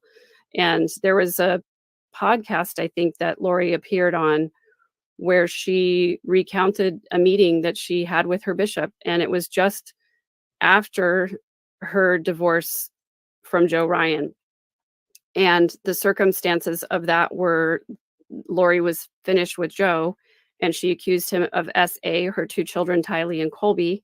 And there was a whole court reviewed process where they went through with custody evaluators and psychologists and did psych evals on everybody and found Lori's claims to be spurious. And so Lori did end up with majority custody of Tylee, and Alex was angered by all of that, and he went and found Joe Ryan and tased him in a parking lot and was arrested, tried, and convicted of that assault. And so Alex kind of has always been this protector. And there was another friend of the Cox family who claimed that Lori paid Alex to actually kill Joe Ryan. And then he does end up dead in 2018, just prior to Lori and Chad getting together and the rest of these people start dying. So the circumstances are very suspicious. Audrey Baratario testified in Lori's trial that Lori told her that Lori watched someone take their last breath. And a lot of people have speculated that that was Joseph Ryan. So that's where all of that information comes from. I've gone down another rabbit hole. Sorry. No, that's not a rabbit hole. That's what our viewers and listeners like. I'll just share some other comments. James writes, "Murder Among the Mormons continues." That title was used in the Mark Hoffman documentary about known Mormon forger Mark Hoffman, who bombed a few people. Mhm. Marta follows up saying Megan is the best to listen to as a storyteller, and in that sense is the best guest. And she says, I have a soothing voice, so we're a good duo. I'm often told I put people to sleep, but I do agree, Megan, that we're a good team. So I'm really grateful you would come on and share. A Reddish writes, Lindsay Blake is the GOAT of the trial from my hometown and has done amazing work. Public servants don't often get the recognition they deserve. Megan, and by the way, folks are still saying, please like this episode. Please subscribe. Very few of you of the 2,500 now that have joined have bothered to like it. That would really help. Megan, what do you have thoughts on Lindsay Blake at all? I saw you nodding your head. Well, I think Lindsay Blake is a badass. She is amazing. Who is She's she? smart. Those who haven't been following the She's case. one of the prosecuting attorneys. Okay. And she's done a lot of the questioning, cross-examination. She is right there with her objections all the time. If you go back and listen to some of the clips of the trial, she is on the ball. She's very intelligent. She has well thought out arguments. She asks excellent questions, and she did not let John Pryor get away with anything in this case. And I was so grateful that she was there. And yeah, I think she's amazing. All right. All right. So many other thoughts coming in. Rebecca. Hey, Rebecca, we love you. Rebecca Lovelace. She has a question. Do we know if Chad was holding the calling of ward clerk when he was arrested? Do you have any idea about that, Megan? I don't know for sure. I do know that he was the ward clerk for a time, but I don't know the timing on that. Okay. I just want to mention too, we've got Court TV in the house. I've been on Court TV several times over the last couple of weeks during the trial, and I always appreciate their viewpoints. I've been on there with closing arguments with Vinny several times, and I appreciate the groups of people that they bring on to give very thoughtful commentary on the trial. So shout out to Court TV and Vinny's show. Hey, Court TV, I'm actually going to be on Court TV tonight. So they emailed me like a couple hours ago. So Megan, we take turns. I tell them to contact you whenever I can be there, but you probably have appeared. Yeah, more. they asked me to come on, and I had to decline. I'm sad that I had to decline tonight, but I have a bunch of personal things to take care of. So Yeah. Well, feel free to join us on Court TV tonight if everyone wants. Anna suspects that Chad will file for divorce before Lori would. Mormon True Crime. Hey, Mormon True Crime, you do great work. We need to have you on Mormon Stories. Mormon True Crime writes, the fact that they haven't yet divorced is wild. What do you think about that, Megan? Why haven't Chad and Lori divorced yet? Any theories? I mean, I guess it's probably hard. It's probably hard to divorce someone while you're in prison. I don't know. Well, it would be easy to get served. That's one thing. I mean, you know where they're going to be. They can't really evade service in prison. That's a dark joke. I'm sorry. It's No. it's a dark good, joke. Good dark joke. It's a good one. Yeah. No, I honestly not very surprised that they haven't gotten divorced. I mean, I don't really see what the point would be at this point. It's not like they are going to be able to take advantage of assets that would be divided up or whatever. It would be more like a symbolic thing, basically just saying, I'm done with you, which, you know, I think all of us would be, you know, so sad to see the James and Elena love story end in divorce because it was so compelling. Sorry, that was sarcasm. Sarcasm tag, hashtag sarcasm. And for those who don't know, that was their fake names for each other or their. And by the way, having new names is very Mormon, right? All Mormons, when they go through the temple, are given new names. So that's on brand, right? Yeah, it's totally on brand. And I think although I was disgusted by the James and Elena story, I'm really glad that Chad wrote it because law enforcement even said that they used that story to confirm the real details of what was happening in real life. I've often said Chad had absolutely no imagination whatsoever. He called a funeral home the day after Charles's murder to inquire about cremation services. And they asked him for his name and he said Chad Daybell and then spelled it Dabal instead of the way you're supposed to spell it. So that's as creative as he could get.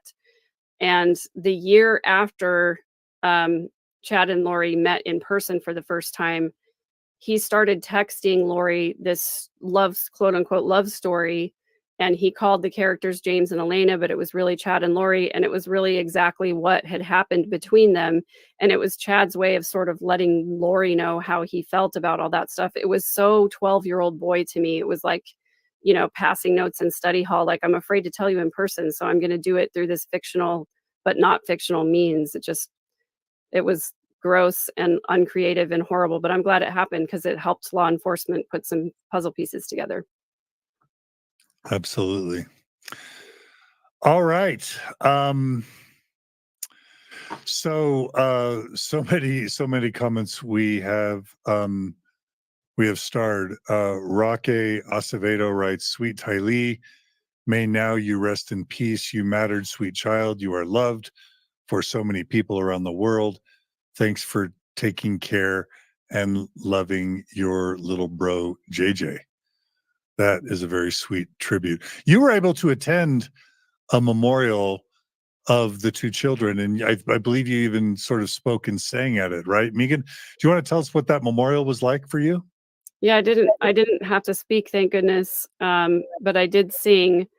It was held in Idaho Falls just a few weeks ago, and there's a theater in downtown Idaho Falls, and it was very well attended, mostly by people who were in the area who were affected by the tragedy. I think that the community around the Rexburg, Idaho Falls area has honored the memory of Tammy and the children so very well. And it was so lovely to be in that building, knowing that all of these people were there in a common cause to honor the children's memories. And it was really beautiful to see people come together to make that happen and to put that on with Kay and Larry. So many people donated flowers and so many people worked behind the scenes to make sure that that was a really beautiful tribute to the children.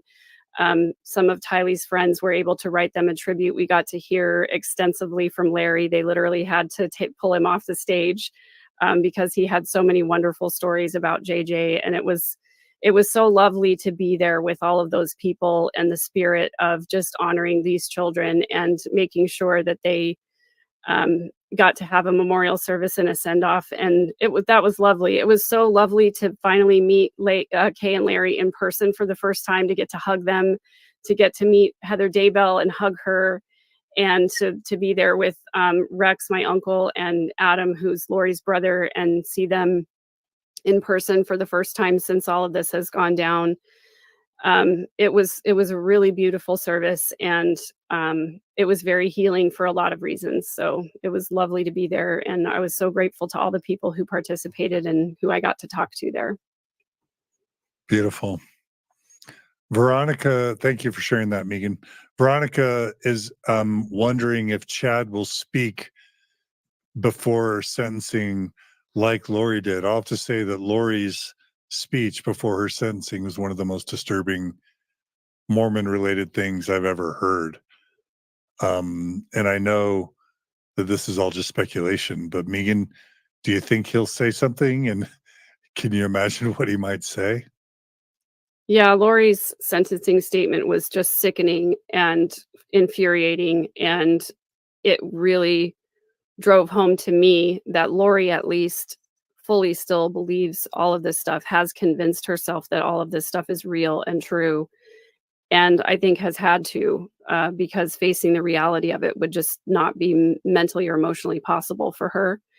I don't know if Chad will speak. I think he is a coward, and I don't think that he is strong enough to stand up in public and say what he really thinks and what he really believes. I don't know what he could possibly add at this point, unless he is willing to show some remorse and some sorrow over his victims and the loss of life. He definitely isn't. I mean, there's nothing that he can say that is going to make any of this better, unless that's what he's going to say. So I'm really not interested in what he has to say unless it is remorseful. That being said, I also think that Chad speaking would answer that question for a lot of people, if he really believed it or if he was just manipulating to get what he wanted, as the prosecution said. So it'll be interesting to see. I kind of doubt he's going to speak. I think he's too much of a coward. Yeah, it's just been so weird to see him with that kind of, just sitting there with that weird look, like kind of doesn't show emotion. Mhm. I wonder if John Matthias has done some sort of psychological eval of Chad. Do you know if he's spoken about that to Yeah, try some not an positive- official evaluation, because obviously he hasn't met with Chad in person, but on their channel on Hidden True Crime, they have done a lot of analyzing of his body language and his demeanor and his affect and his mannerisms and all of that. So it is really interesting to hear Dr. John Matthias talk about it. And I can say, being there in person and seeing Chad in person, I can tell you that the number one overriding feeling that I got from him the entire time was smug. He came across as very smug, and you could definitely tell when he was upset about what someone on the stand was saying.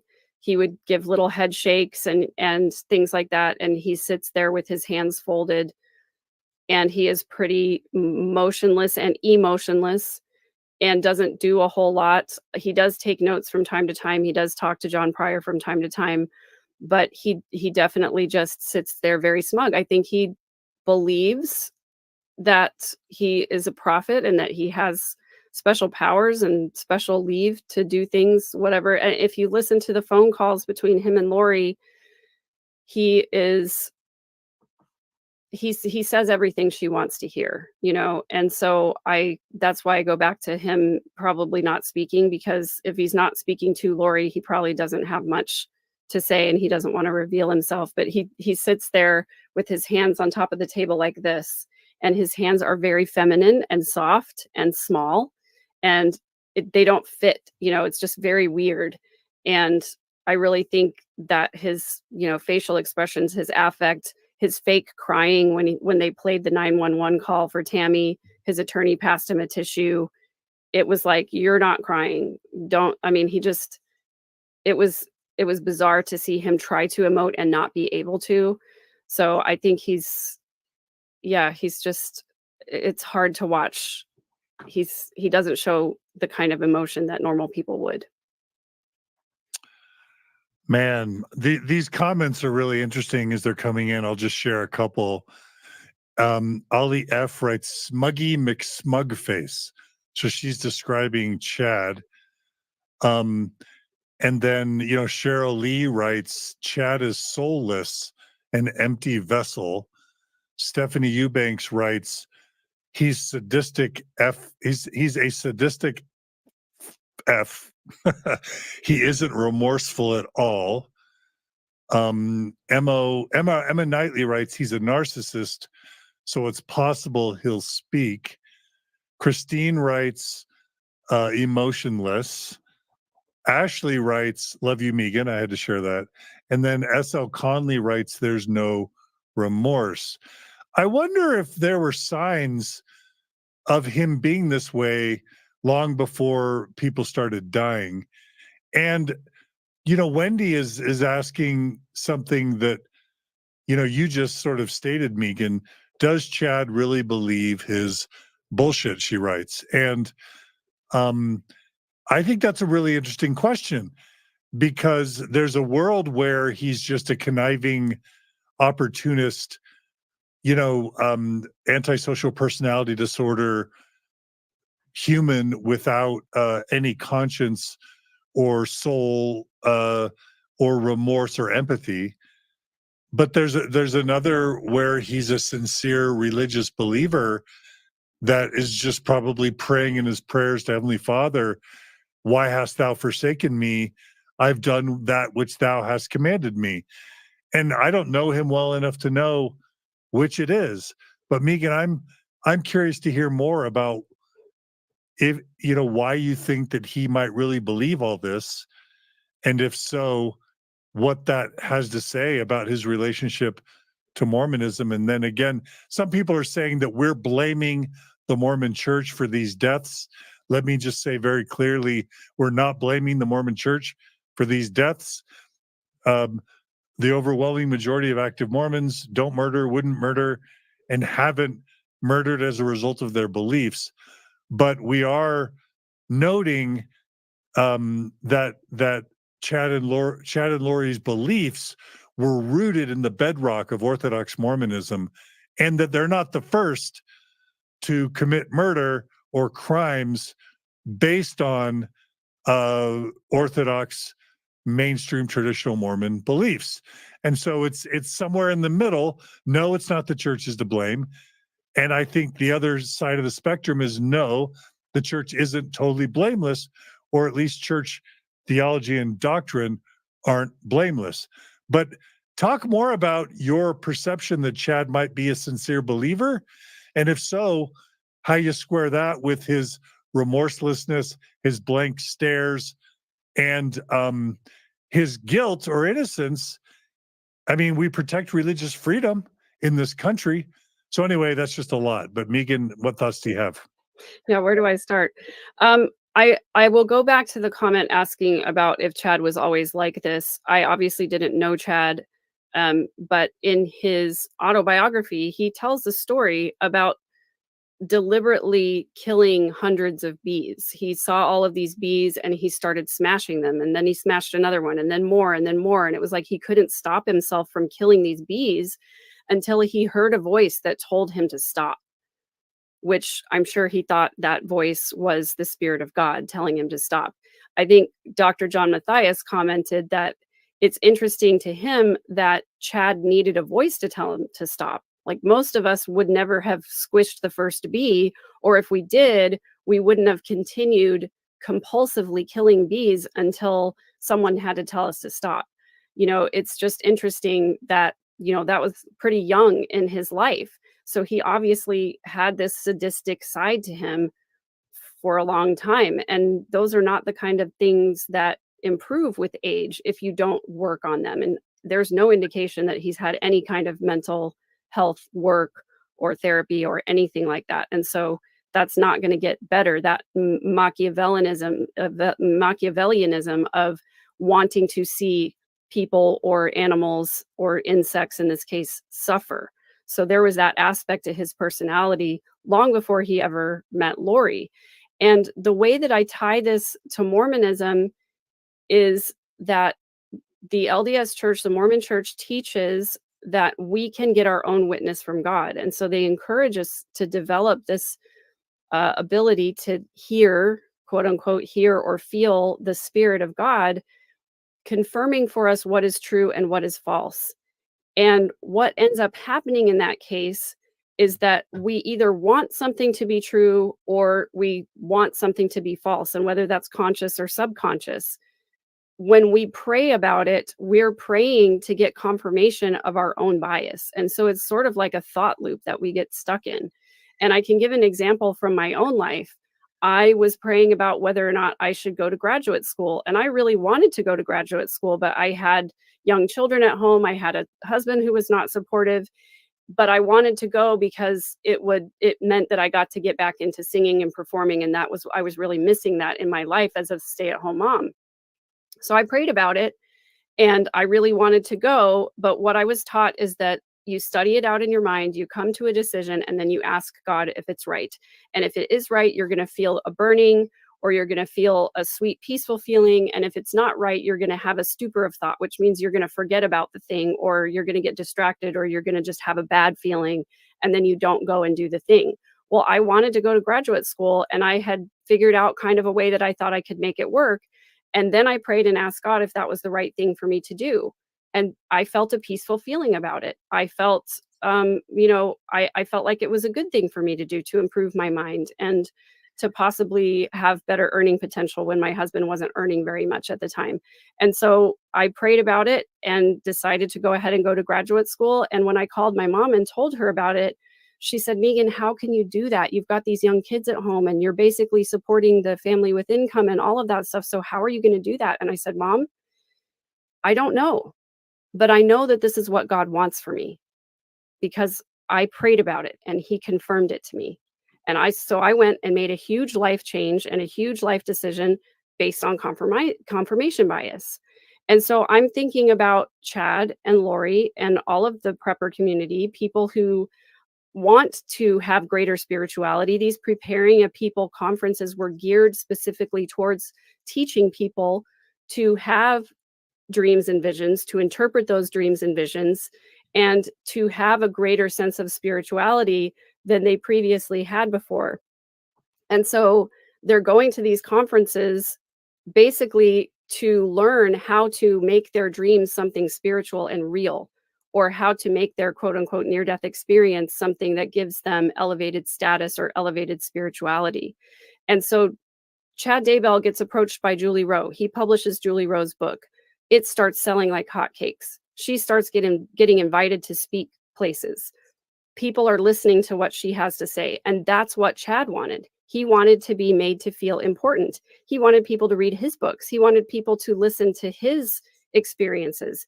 He wanted people to revere him for his spirituality. So that was the time in his life when he started talking about those books as real, and those near death, or those experiences that he had as near death experiences. And then people did start listening to him more, and they did start buying his books more. And so he got into this loop of going to speak at a conference and saying all of this stuff, and people coming up to him saying, oh my gosh, you're so amazing. You're so spiritual. I loved hearing what you had to say. I could feel the spirit while you were talking. It was so wonderful. And you've got Lori listening to this stuff. And I'm pretty sure they were connecting as well on the Avow website, because Chad's blogging was behind a paywall on the Avow website. And I think that Lori read all of these near-death experience books because she was obviously enamored of them, and got in touch with Chad on the Avow website. And probably they went into chat rooms and discussed all of these things together. And then when they finally met in person, they were like excited to meet each other already. So that excitement and those elevated emotions and hormones to Chad and Lori, that was the Spirit of God telling them that, yes, everything Chad just said in this speech was true. And Lauren Matthias, on her channel has a recording of the speech that Chad gave the day that they met in person for the first time. And Chad starts talking about gathering the 144,000. And he starts talking about people are going to be instrumental in this. And Chad says to the audience at large, some of you are going to be instrumental in gathering the 144,000 and preparing the world for the second coming. And I'm imagining Lori sitting there in that conference, already thinking she's special and important, already believing that she's super spiritual, and having read all these near-death experience books, wanting to feel important and special and spiritual, and listening to Chad and thinking, oh my gosh, it's me. I'm going to be one of the ones who's going to gather the 144,000. Because I feel when he said that, some of you are going to be important. I felt the Spirit tell me that was me. So she goes up to him afterwards and she says, Chad, I've always wanted to meet you. I'm so glad to meet you. And he says, oh my gosh, Lori, I'm so glad you're here. Did you feel the Spirit while I was speaking? And she says, yes, I did. And this is all imagined, but I'm imagining this is how it goes. You know, they're already excited to meet each other and they're interpreting that as God telling them that they're supposed to be together. And then Chad tells Lori, you know what? I think we were married in a past life. You know what? I think you're probably a goddess. You're one of the most spiritual people I've ever met. And Lori's going, oh my gosh, you know what? I think you're right. I feel it too. I think you're right. I am a goddess. I think you're right. I am going to be one of the 144,000 gatherers. Let's figure out how to do this. We have a really important mission. Nothing else matters. Nobody else matters from that point on. And that's how we got to where we got, because the two of them wanted a life of recognition. They wanted to be made to feel special and important. Lori had been married previously to 4 people who were not temple-worthy people, and she wanted to get married in the temple. And so then shortly after they meet, they go off to the temple and pretend to get sealed and tell everybody that Moroni was there and that Nephi sealed them. And it was okay because Lori was Nephi's wife in a past life too. And so, you know, it's okay for them to be together. It's okay for them to have an affair because it was something that they did in past lives already. They'd already been married in a past life. And then Zulema testified that Lori used to say, because of her past probations, she'd already proved herself faithful in another life. And so this life, the sins that she commits in this life, they don't count towards her eternal salvation. She would hit the table and say, oh, doesn't count for me because this is my 4th probation and I already proved myself faithful 4 times. So in this probation, all I have to do is gather the 144,000. That's my mission and nothing else matters. Yeah, it's worth noting, and Julia just sent me a text reminding me of this, that Joseph Smith taught about the 144,000 himself. You know, and I think that number comes from the Bible, obviously. It does, yeah. So it wouldn't be just Joseph Smith or just Mormons. Julie writes, thanks for the super chat, Julie. Your donations matter. Julie writes, as an ever Mormon, I can't thank you both enough for how you have enlightened us all. Chad will receive his punishment one way or another. You are helping us all heal from this tragedy through understanding. Bless you both. Thank you, Julie Wilburn. We are here today to discuss the verdict. Chad Daybell has been found guilty on all 8 counts of murder and insurance fraud and theft and that sort of thing. We are here with Megan Connor, cousin to Lori Vallow and host of the burgeoning new YouTube channel, Third_Verse. Please subscribe and please subscribe to Megan's new channel on YouTube. And while you're at it, please like this episode and subscribe it. We've had over 2,000 live stream viewers. If we could get 2,000 likes, I think YouTube might send this into the stratosphere. So please like and subscribe. Let me ask you kind of a sensitive question. Chad's children, and I'm assuming some or many of them are minors, maybe not all, but Chad and Tammy's children, many people are commenting in the comments that they detected an affect in the children that in their perception was very similar to Chad's. And I know we have to be careful talking about minors. I don't know what is proper or improper to talk about there. There was one comment made that I thought was interesting. And the comment said something like, oh, here it is. Anna 313 writes, wouldn't it be sad if Tammy was the only one that felt anything in her family? And she's basically saying that in her opinion, Anna's not seeing the emotion displayed by the children.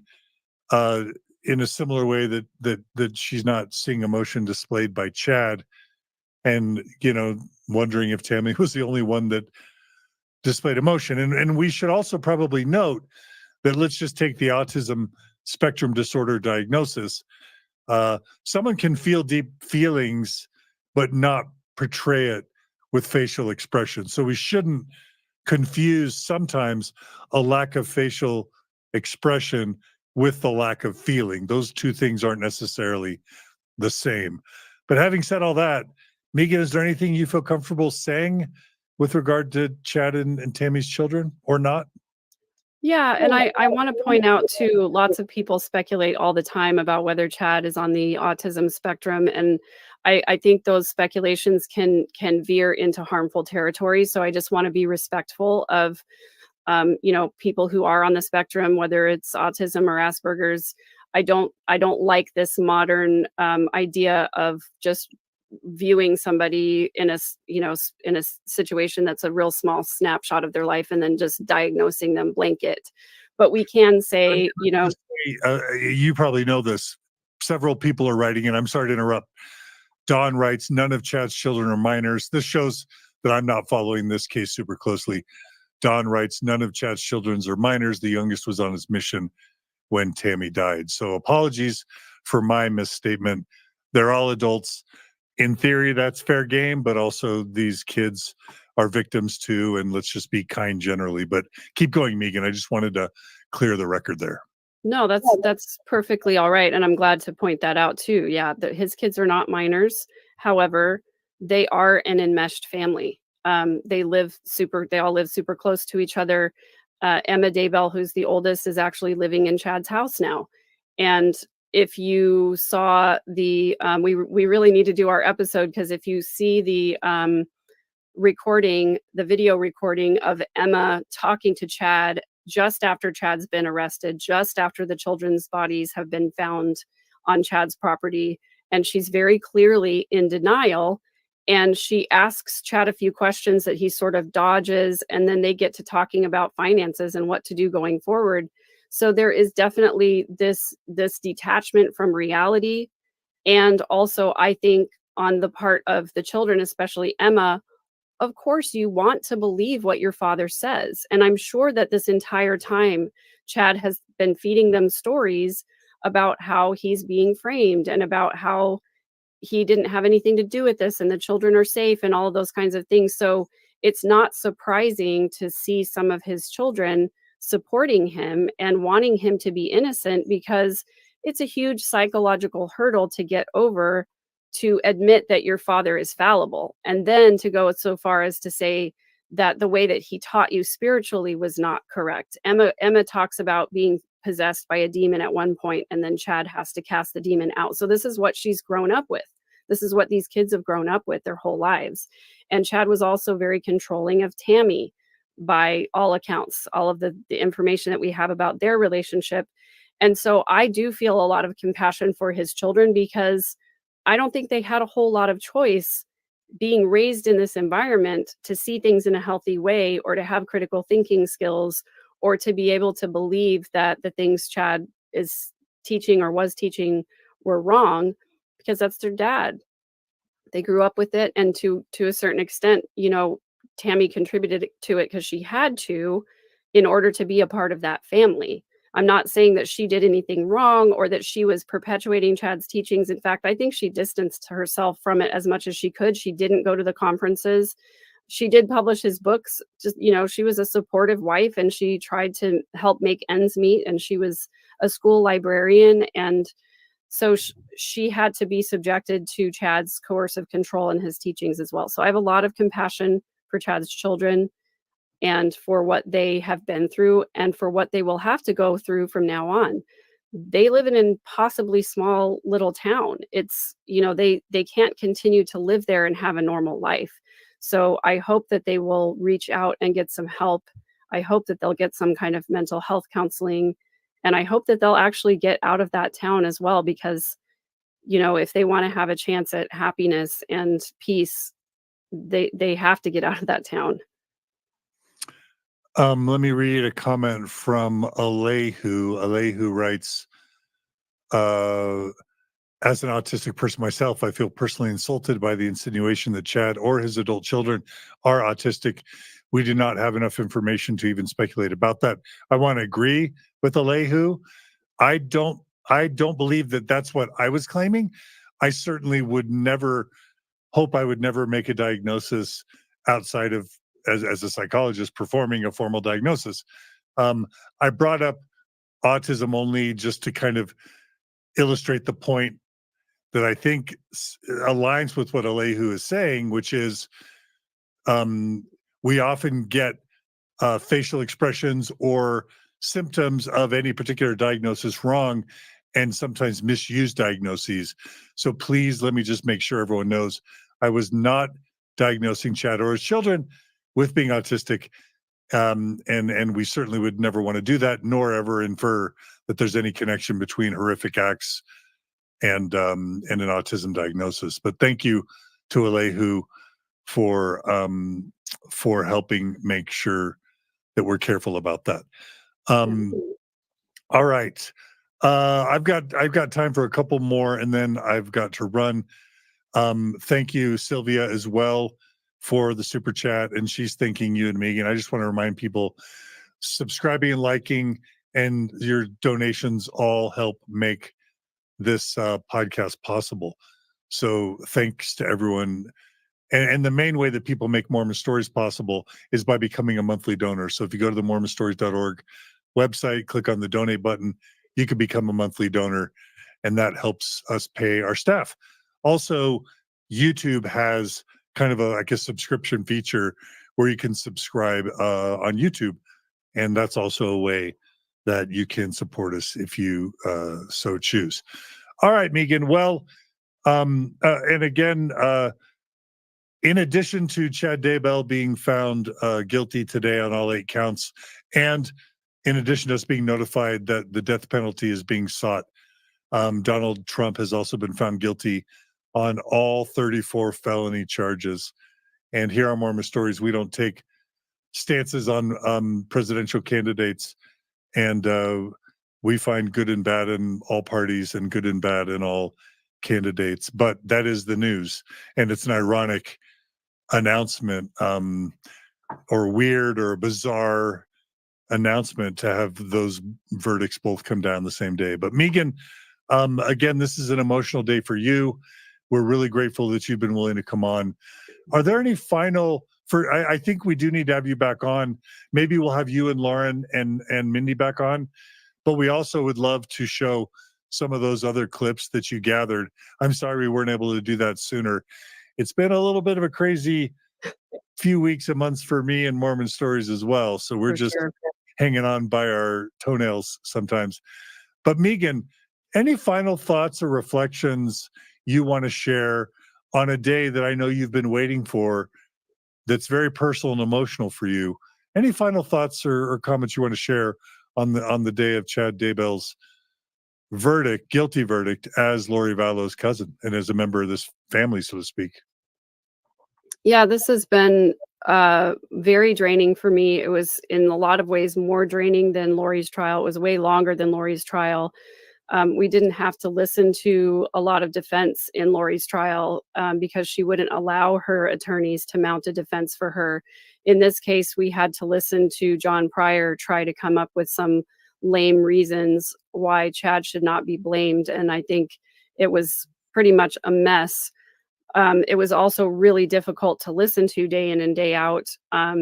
It was difficult to keep an even emotional keel and not get too invested in getting angry and upset about it. Just kept telling myself that John Pryor's doing his job for Chad, and I'm glad that he's making such an effort so that we don't get stuck in appeals. I'm very, very grateful for this verdict. This does close a book for me, and I'm grateful to have this part of it over. I am sort of bracing myself for the next trial. I'm glad that I get some time to rest before that happens. But what I will always say, and the entire reason I started speaking out in the first place, when I reached out to John way back in April of last year regarding Lori, it was because the narrative in the media was that Lori was a doting mom. She was a primary chorister. She was a good mother. She was a model citizen. And then she met Chad and everything changed. And that's not the case. Lori always had these manipulative tendencies. She was the golden child of the family. She always did have a harmful way of trying to get what she wanted. She demanded attention, and it ended up turning into obviously lots of horrible things. And so when I talk about this case, it's not because of the sensationalism of it. It's not because of the shock and horror value of it. It's because I want people to recognize the fact that we all know somebody like Lori. We all know somebody who manipulates people to get what they want. We all know somebody who is willing to appear one way in public and be a completely different personality in private. We all know somebody who says mean things about people behind their back and then to their face pretends to be their best friend. These are the manipulative behaviors that Lori exhibited, and that a lot of people, we all know people like this in our lives. And it's important for us to learn about these harmful characteristics and to learn how to hold people accountable for their behavior. And when we see somebody behaving in a way that's harmful or speaking in a way that seems crazy, that we don't just sit back and watch, that we don't just say, oh, crazy Lori, kind of like some people were saying, well, her religious beliefs are out there, but she's not harming anybody. She was harming people way back when. Our relationship when we were kids together, young kids, was pretty normal. But as soon as we started into our teenage years and young adulthood, there were many times when I was subjected to whatever it was Lori wanted me to do, and that was not always a good thing for me. And I didn't recognize those behaviors until I was much, much older. So I'm hoping that people will start to recognize these behaviors sooner, earlier on in relationships, and then learn to hold people accountable by speaking up and saying, that's harmful. Don't talk to me that way. I don't like the way that you said that about her, and now you're trying to be friends with her. Just calling those things out and being willing to say something, being willing to risk the relationship in favor of having healthier conversations, and not being so afraid that we're going to lose a relationship with a family member that we just sit back and watch them do harmful things and hope that they don't get mad at us if we speak up. So that's, to me, one of the most important things that comes out of this case is that Chad and Lori both had lots of people in their lives who could have said something at some point. Some people did try to say things, and then other people didn't listen.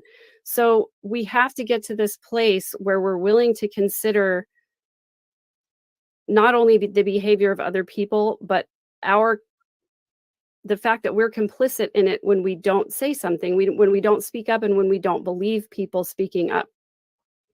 It's really hard when you've got somebody who is so well liked in the community, and then one person starts saying negative things about that person. Our initial reaction might be, oh, I spend time with Lori. She's a primary chorister. She seems fine to me. Okay, but listen to the experiences of other people that are different from yours and recognize that somebody else's experience, if it's harmful, needs to be paid attention to. And I think so much about Charles tried so hard to speak up when Lori started saying she was an exalted being. And he tried so hard to get the attention of law enforcement, and he was basically dismissed. So I hope that what comes out of this tragedy is that we take these examples of people whose voices were silenced and people whose experiences were dismissed, and we start to listen better, and we start to listen more closely, and we start to have more compassion for people, and we start to have better discussions and conversations in our families. And we start to make sure that we heal our own wounds, our own emotional wounds, so that we don't then go on and hurt other people because of them. And that's the other takeaway that I get from this, is that when we get wounded, we start developing behaviors that protect ourselves from further wounding. And those behaviors can be really harmful. And if you let it go unchecked for too long, you end up really hurting the other people in your lives. So those are the things that I hope that people take away from this tragedy. And those are the things that I hope, the discussions that I hope continue to go on long after Chad and Lori's prison sentences have been commuted. Love it. Love it, Megan. Thank you. I have a couple comments as well, and I'll start with just sharing Everything Plus. Everything Plus writes, my ward is full of Lori and Chad. And that's going to be what I would like to add to your beautiful summation, Megan. And that's just that if I had a mission, if I had a purpose with Mormon Stories, in addition to providing Mormons and not never Mormons with informed consent around the church's truth claims, helping support Mormons in transition, I want to help the Mormon church do less harm. It's never been my goal to destroy the Mormon church or even harm the Mormon church. It's just been to help the church do better and be better. And in this case, there are at least two major things that the Mormon church could have done to prevent these tragic murders from happening, and to prevent other past crimes from happening, and to prevent future crimes from happening. The first is to denounce all doctrine and theology and past teachings of general authorities that we now know fundamentalists and preppers and conservative members, literalist, Orthodox members use to justify evil or bad behavior. Again, we talked about 1 Nephi chapter 3 and 1 Nephi chapter 4, where it talks about God commanding Nephi to chop off Laban's head, and that it's better for one man to perish than a nation dwindle in unbelief. This idea that the Holy Ghost, that our thoughts and feelings are communication from God, that's super dangerous. The idea that people can be told from celestial spaces what they should and shouldn't do. There's no way to distinguish between mental illness, your own thoughts and feelings, and this idea that maybe there's some God or Holy Ghost telling you what to think or feel or do. This idea that there's evil spirits out there trying to possess our bodies, the whole visions of glory, sets of doctrine. There's so many, the idea that Jesus is coming any moment, that we've got to prepare. There are so many Mormon church teachings, doctrines, theological principles that become the basis for crime, for murder, for mistreatment. And I think, number one, the thing that the Mormon church needs to do is to denounce, remove, purge, cleanse its scripture, its past general authority statements, its current doctrines and theology. Purge all of the things that we know lead to crime and misbehavior, including polygamy. The Mormon church still has on the books the belief that women are like cattle and that virgins will be awarded to men if they're righteous in the afterlife, and that men can have multiple wives in the exalted Mormon afterlife. All of these teachings should be denounced, nullified, purged, and expunged from Mormon doctrine, theology, teachings, and practices. Do that, Mormon church. How many more of these do you need before you start making changes? You've got it in your doctrinal theological teachings. You believe in, quote, continuing revelation. And so use it. Use your continuing revelation to cut out all the scripture, past teachings, current teachings in theology that we know leads to crime and misbehavior. The second thing is enforce church discipline. John Dehlin, was excommunicated for the crime of supporting same-sex marriage, of speaking openly about the church's problems, talking about problems with the church's truth claims. You know how to spy on people, Mormon church. You know how to keep notes on people. You know how to track people with your Strengthening the Church Members Committee, just like the CIA or the FBI, or, pick your, European intelligence, apparatuses of various countries, authoritative, communist or not. You know how to track people, you know how to gather information on people, and you know how, most importantly, to excommunicate people. And you did it with me, you did it with Sam Young, you did it with Bill Reel, Jeremy Runnels, you did it with people in the ordained women movement. You could have done it much earlier with Tim Ballard, much earlier with Chad Daybell and Lori Vallow. You can spy on people, gather evidence on people, and excommunicate them. You can stop entire movements with the September 6th in 1993, with the Sunstone and the Dialogue crowds of the 80s and 90s, with the rise of the Mormon internet in the 2000s and the 2010s. You knew how to track liberal and progressive and critical voices and systematically excommunicate them. You're doing it to gay and lesbian Mormons today. As I understand it, the Mormon Church excommunicated 5 lesbian couples just in the past month or 2 for the crime, and I say that with air quotes, for the crime of getting legally same-sex married.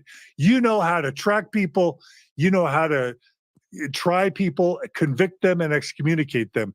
You need to do that, not with the good people, not with the honest people, not with the people that want to help you improve, not with the people that have solid moral groundings.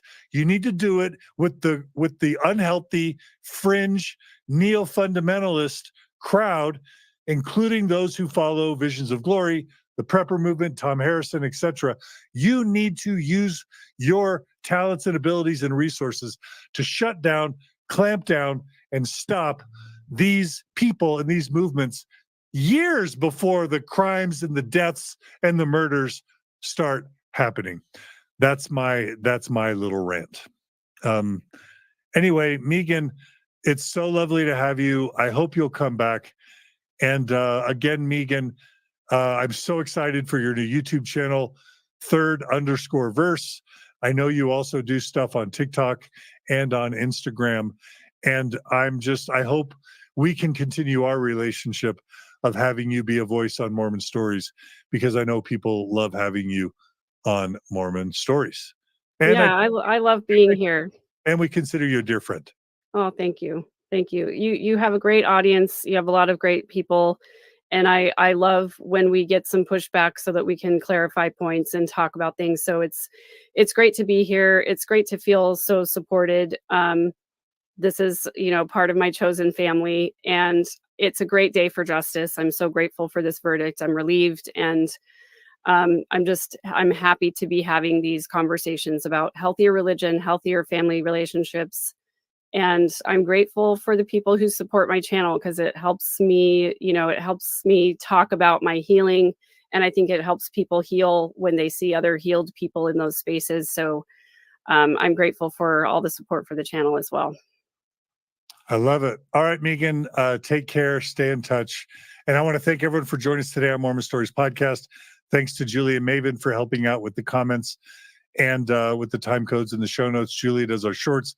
Maven does our post-production. Gerardo does our thumbnails. He also does co-production, and he does co-hosting and legal analysis and all sorts of good things like that. We're also grateful to Brooklyn for her editing of video and our board of directors. We're also grateful for our co-hosts like Nemo, like Mike, like Julia, like Margie. Our co-hosts also help make Mormon Stories successful. And you, our donors, thank you for everyone who donates to Mormon Stories to make this possible. We need your support. So if you value this content, go to mormonstories.org, click on the donate button, become a monthly donor. We couldn't do it without you, and we'll have to slow down or stop if the support dries up. So please support us. Also, ways you can support us right now, like this episode, subscribe to the Mormon Stories podcast YouTube channel. You can also subscribe to us on TikTok, Instagram, and Facebook. You can follow us there. And you can also apply to be a guest on Mormon Stories podcast. Again, go to mormonstories.org, and there's an application button there to fill out a form to become a guest. And we always appreciate your feedback here in the comments and also through email. But stay tuned for more important coverage of current events and of Mormon stories and of Mormon history and theology and doctrine, etc. We love you guys. We love our jobs. Be good to each other. Be kind to each other. Again, it's a great day for justice. Chad Daybell found guilty on all counts. And some are going to feel differently about the death penalty that's being pursued. But we're certainly, on behalf of Tammy Daybell and Tylee and JJ and all the other victims, we're grateful for this verdict. And we're grateful for your support. So you guys take care, and we'll see you all again soon on another episode of Mormon Stories podcast. Bye, everybody.